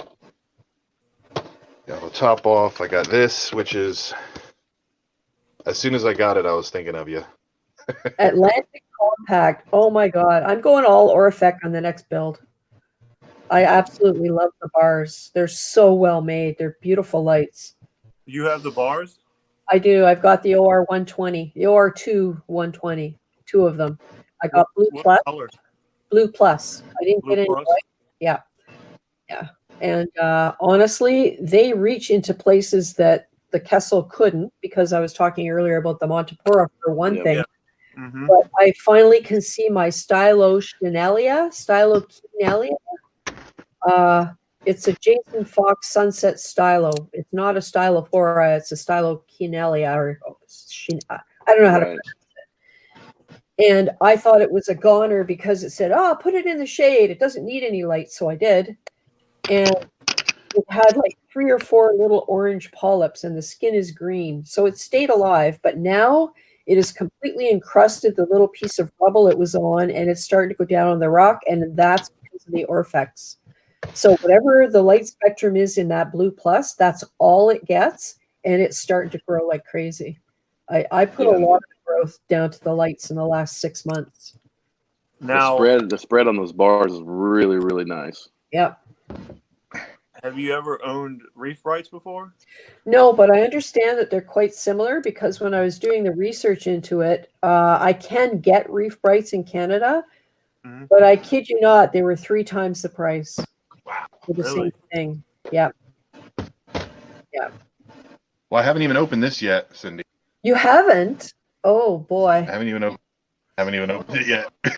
Jose keeps asking me every day. He's like, "Did you open that thing yet?" Yeah, did you open it yet? Look, Jose. Here it Uh-oh. comes. Uh-oh. Keep going. Keep going. Teaser. It's a teaser. Exclusive. It's an Now- exclusive. Like CJ always used to say. They sent me a T-shirt too, but it's, I guess their 3XL is a lot different from my 3XL. It was like a scuba suit. So Well, we can expect to it see came that on with a the future, you can model that on a future live stream. That would be nice.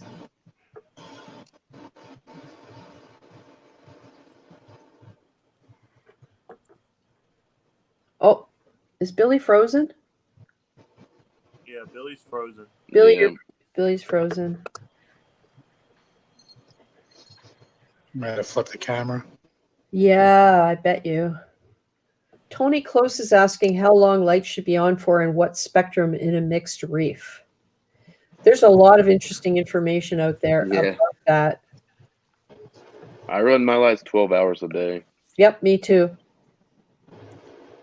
I had them at 16 hours a day, and I dropped it down to 12, and I do total blackout overnight. Right, me too. And as far as spectrum goes, anything in a blue that's even near UV is good. We lost you there, Billy. I see you're back. I was on the other side of the basement there. I'm excited about this. I'm excited about this.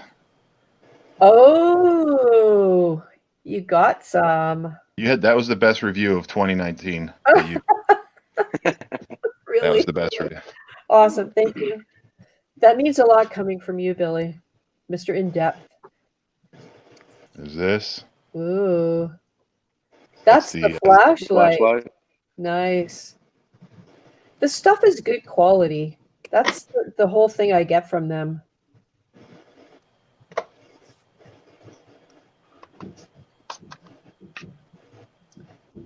I saw one of these like 2 years ago.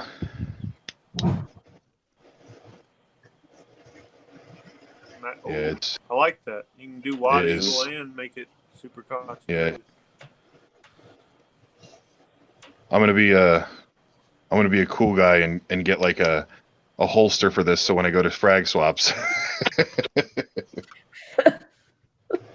I think you need to mount it on your hat somehow, right? so you're hands free. So there's that, and then I haven't even flipped this up.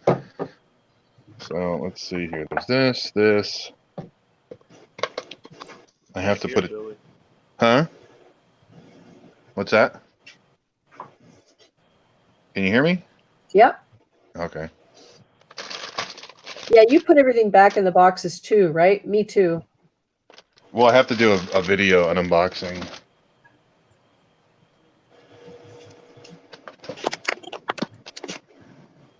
Hey, old school reefer, thanks for stopping by. 10 hours of light on the display, 16 hours in the refugium.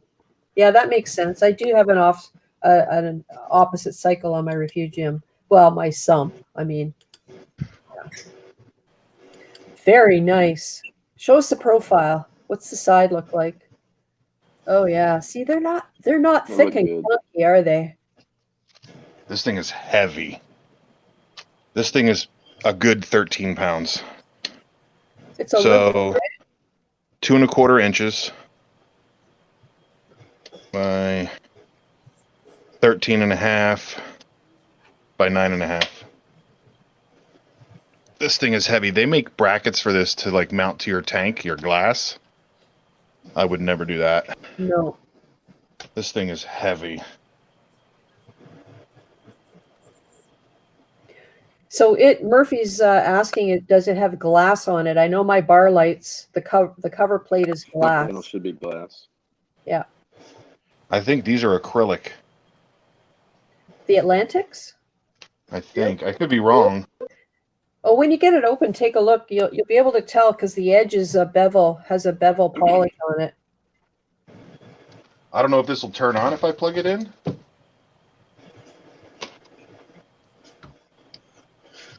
Holy shit. Sorry. You just blinded yourself. I hope you weren't staring at it.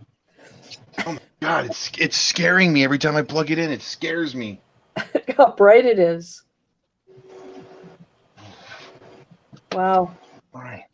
That's like the spaceship coming down from outer space. Like, I can't see it. How bright it is. Don't look at it, for God's sake. I forgot they said it breathes when you first turn it on. Oh, okay. So it scared me. I thought I was getting like electrocuted or something. Wow. I can't see a damn thing now. So that's actually going to be going over a new basement tank.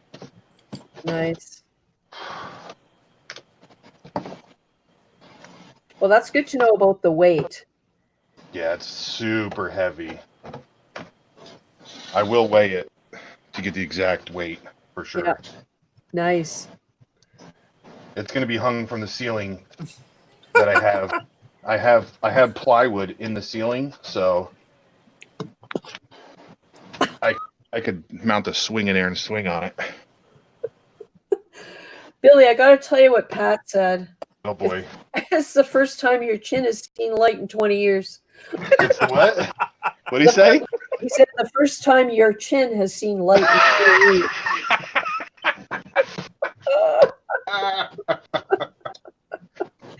That's all right.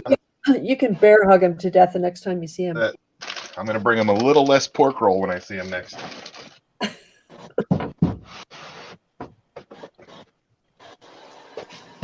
Yeah, it's heavy.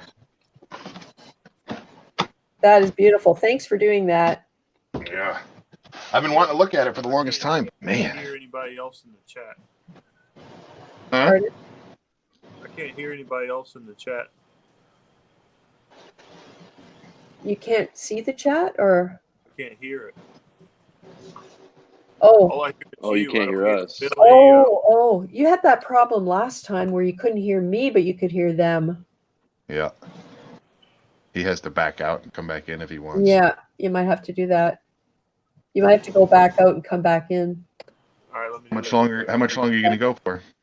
I like, as long as you guys want to talk, is, another 15 minutes maybe, because I just, I'll reach my point where I just start getting giddy. So we do have a question. Old School Reefer is wondering if anyone runs a large chaetomorpha and mangrove area or system connected tank. Blue Carbon Reefing is who comes to mind almost immediately. He has a basement sump set up, or basement infrastructure set up old school, much like you do. So if you want to connect with him, maybe through his videos on YouTube and ask questions or whatever, or maybe hit up another live stream, and when he's feeling a little better, he might be in here and he can talk about it. But if you look at his videos, he's done a few that show what he's got going on.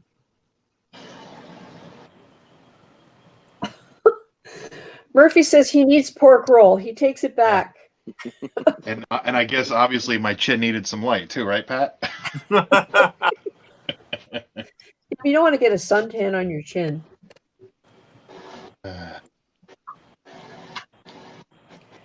Garrett Keller's wondering if anyone has suggestions on a 4-foot tank upgrade. So I'm assuming that means you're thinking of getting a 4-foot tank and you're wondering. I mean, I have a 75 with 4-foot.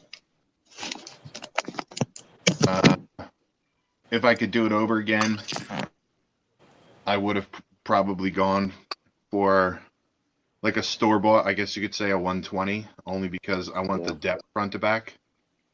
Yep. I don't really want the height of a 120, but that depth. My 425, my Red CXL 425 is a 4-foot tank, and it has 88 gallons in the display and about, I want to say 18 in the sump, something like that. There are a lot of really nice tank systems coming out now. I think more in the US than in Canada. There's like Waterbox and Innovative Marine. I think DC Reefer has their 150 INT. Yeah, and I think that's a 4-foot tank. I saw that in person at the Niagara. It's like Coral 4 foot Show. by 4 foot. It is 4 by 4. 4x4? I don't think it's 4x4, Or but 4 by 3 maybe. Yeah, it's really deep front to back. It's beautiful, beautiful proportions. Gorgeous tank. Very Innovative heavy. Marine, It's very heavy. Very It's heavy. going to need a lot of lights. I was there. I was there, and I helped DC lift that up all his stairs to get to his apartment. Oh my God. That thing was heavy. Better you than me. Yep.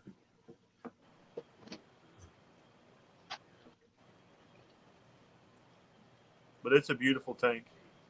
It really is. Stands nice. They're really well made. Yeah. Yeah. I like my Lagoon It's nice. Yeah, I have the 40, the Nuvo Fusion Mini 40. It Yeah. took me a while to get all of those words together in the right order. I'm gonna make Jose jealous real quick. I already am. I saw the Orphic. I have something of his that he's been waiting for until I see him at the Lancaster show. I'm not going now. You're not going? I'm kidding. I'm going. Bye, Jeffrey. Thanks for coming by, and all the best of the season to your family. What? What, with the T5s again? Oh, No, LED. Joe. Oh, LED. I missed that part. XHOs.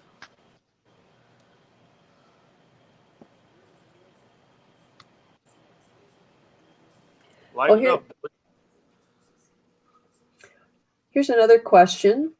What do you think about running calc with a calcium reactor, and how much do I use in a 180? Well, the how much do you use part, I mean, I know zero about calcium reactors. Pat Murphy might be able to help with that. I don't know Brad or Jose if you use them. I don't. I use two part. Question. But Oh, Pat right. did just make that video about adding calc washer to your system. Would be a good one to check out for that. Yep.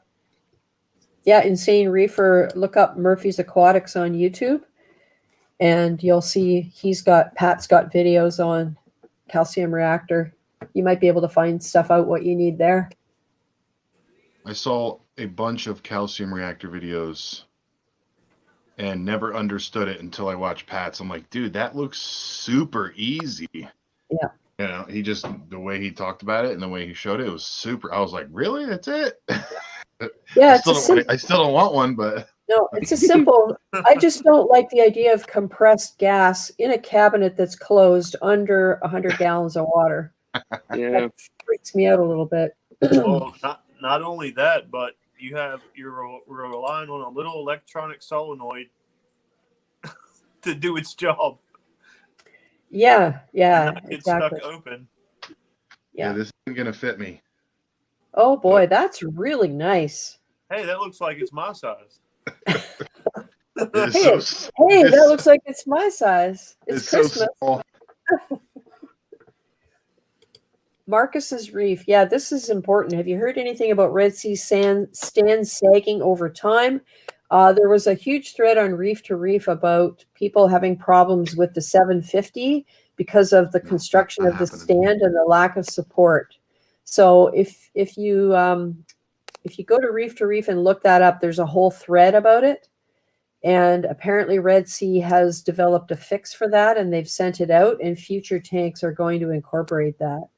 So I don't know if that helps, but I have the Red Sea. I absolutely love it.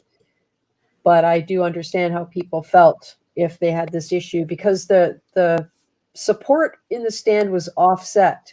So one section was wider than the other section.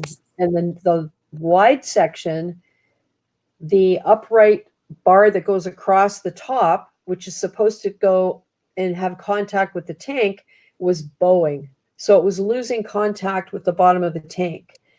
And that was where the issue was. People could slide pieces of paper in between the top of the stand and the tank. And there were several that blew. And it took a while for them to understand that was why. But ultimately, that's what they figured out. So, okay. Insane. I run calc with a calcium reactor. Calc is the unicorn of my system. Okay. Murphy doses 14 mils per hour of calc and drips 23 mils of the reactor every hour. Magic formula. So there you go.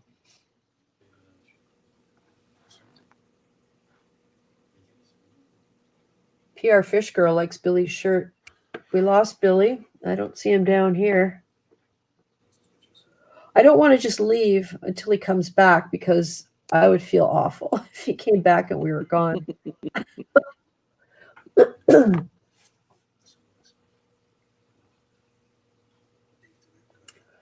So have we bought ourselves things for Christmas then, guys? I know that somebody was talking about Santa bringing a sump. How about you, Brad? Yeah, I've got. Well, I think I've got a couple of wave pumps down there, the Neptune Nice. ones. So Jose, how long are you going to wait before you open that present from Santa? I have to wait till Christmas Day. Then I have to figure out how I'm going to drain my tank so I can move it away from the wall and put that big guy. Oh boy. Yeah.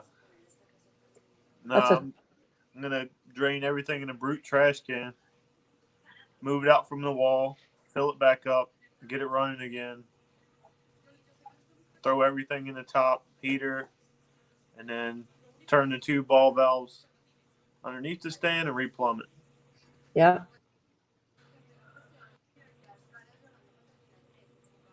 That's a scary prospect, taking everything apart. It's going to be stressful.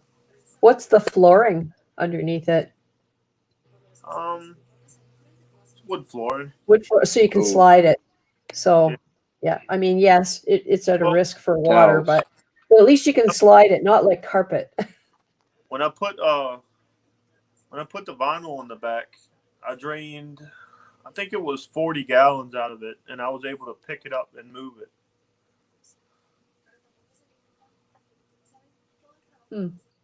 Oh, look who showed up. Lisa's Aquatics. How are you, Lisa? I hope you're feeling better. I just realized I have no mods in here tonight. Let me look at YouTube.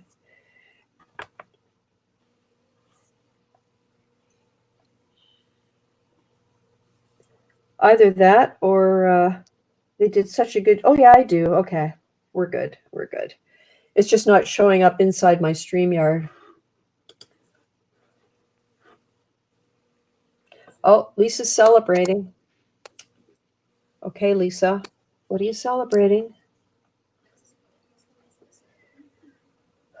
Yeah, I'm not seeing Billy Pipes in the chat either. Maybe his phone died. Yeah, maybe. Here's a quick question we can answer, and then it's 11:25, so I think I'll cut it off at 11:30. And if Billy does come back, I'll make some apologies. But here's a quick question. Shopping priorities for future upgrades.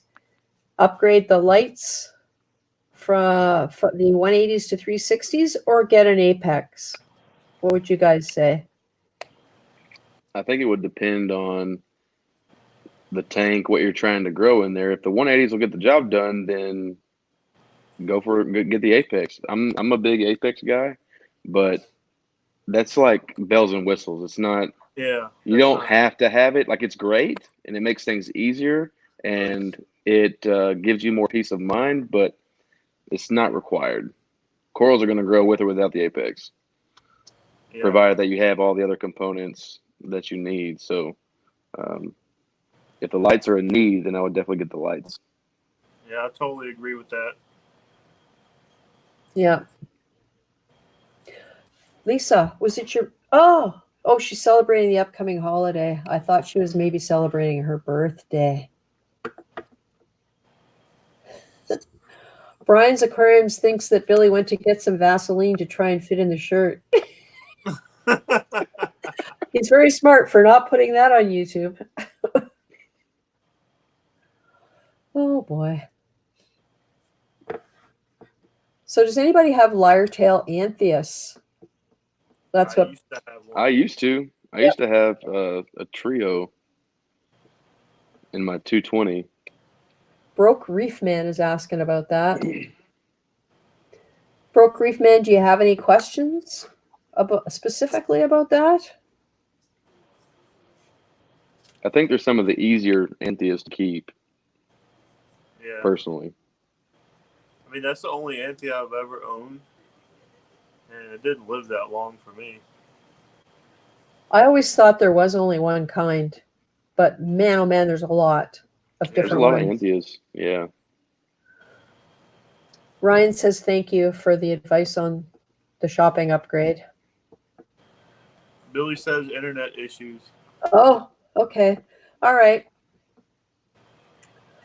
Man, I hate to end it because we just got a few more people in, but it's past my. I'm going to turn into a pumpkin pretty soon, and still have to walk a dog. So, anyway, this is awesome that so many people came out tonight. There's still 37 people watching, and so I'm going to end it on that note and say thank you, everybody. It's been great. I will be having a another stream next weekend, the 28th, because it's not a holiday or anything. And so hopefully I'll see lots of you then. So Brad and Jose, I appreciate your participation, and Awoken from a little bit earlier. Yeah, it's been fun. It's good. It's been really good. Merry All right. Christmas to all. Yep. Yes. Merry Christmas, everybody. Everybody Yeah, have a good Christmas. Hopefully Santa's good to you. Yeah, all the best of the season. That's what we'll talk about next week. What did Santa bring you? Yeah. That's awesome. All right. Thanks, guys. All right, you're guys. welcome. See you, everybody. Have a good one. See you. Take care of yourselves. Okay. Bye. Bye. Well, now, thanks so much to everyone who came along tonight, in the studio, in the chat, and watching. And to those of you who are watching the replay, thank you too for sticking around to the end. I hope to see you all next Saturday night, December 28th at 9 p.m. Eastern. All the best of the season to you and your loved ones. Have a great week.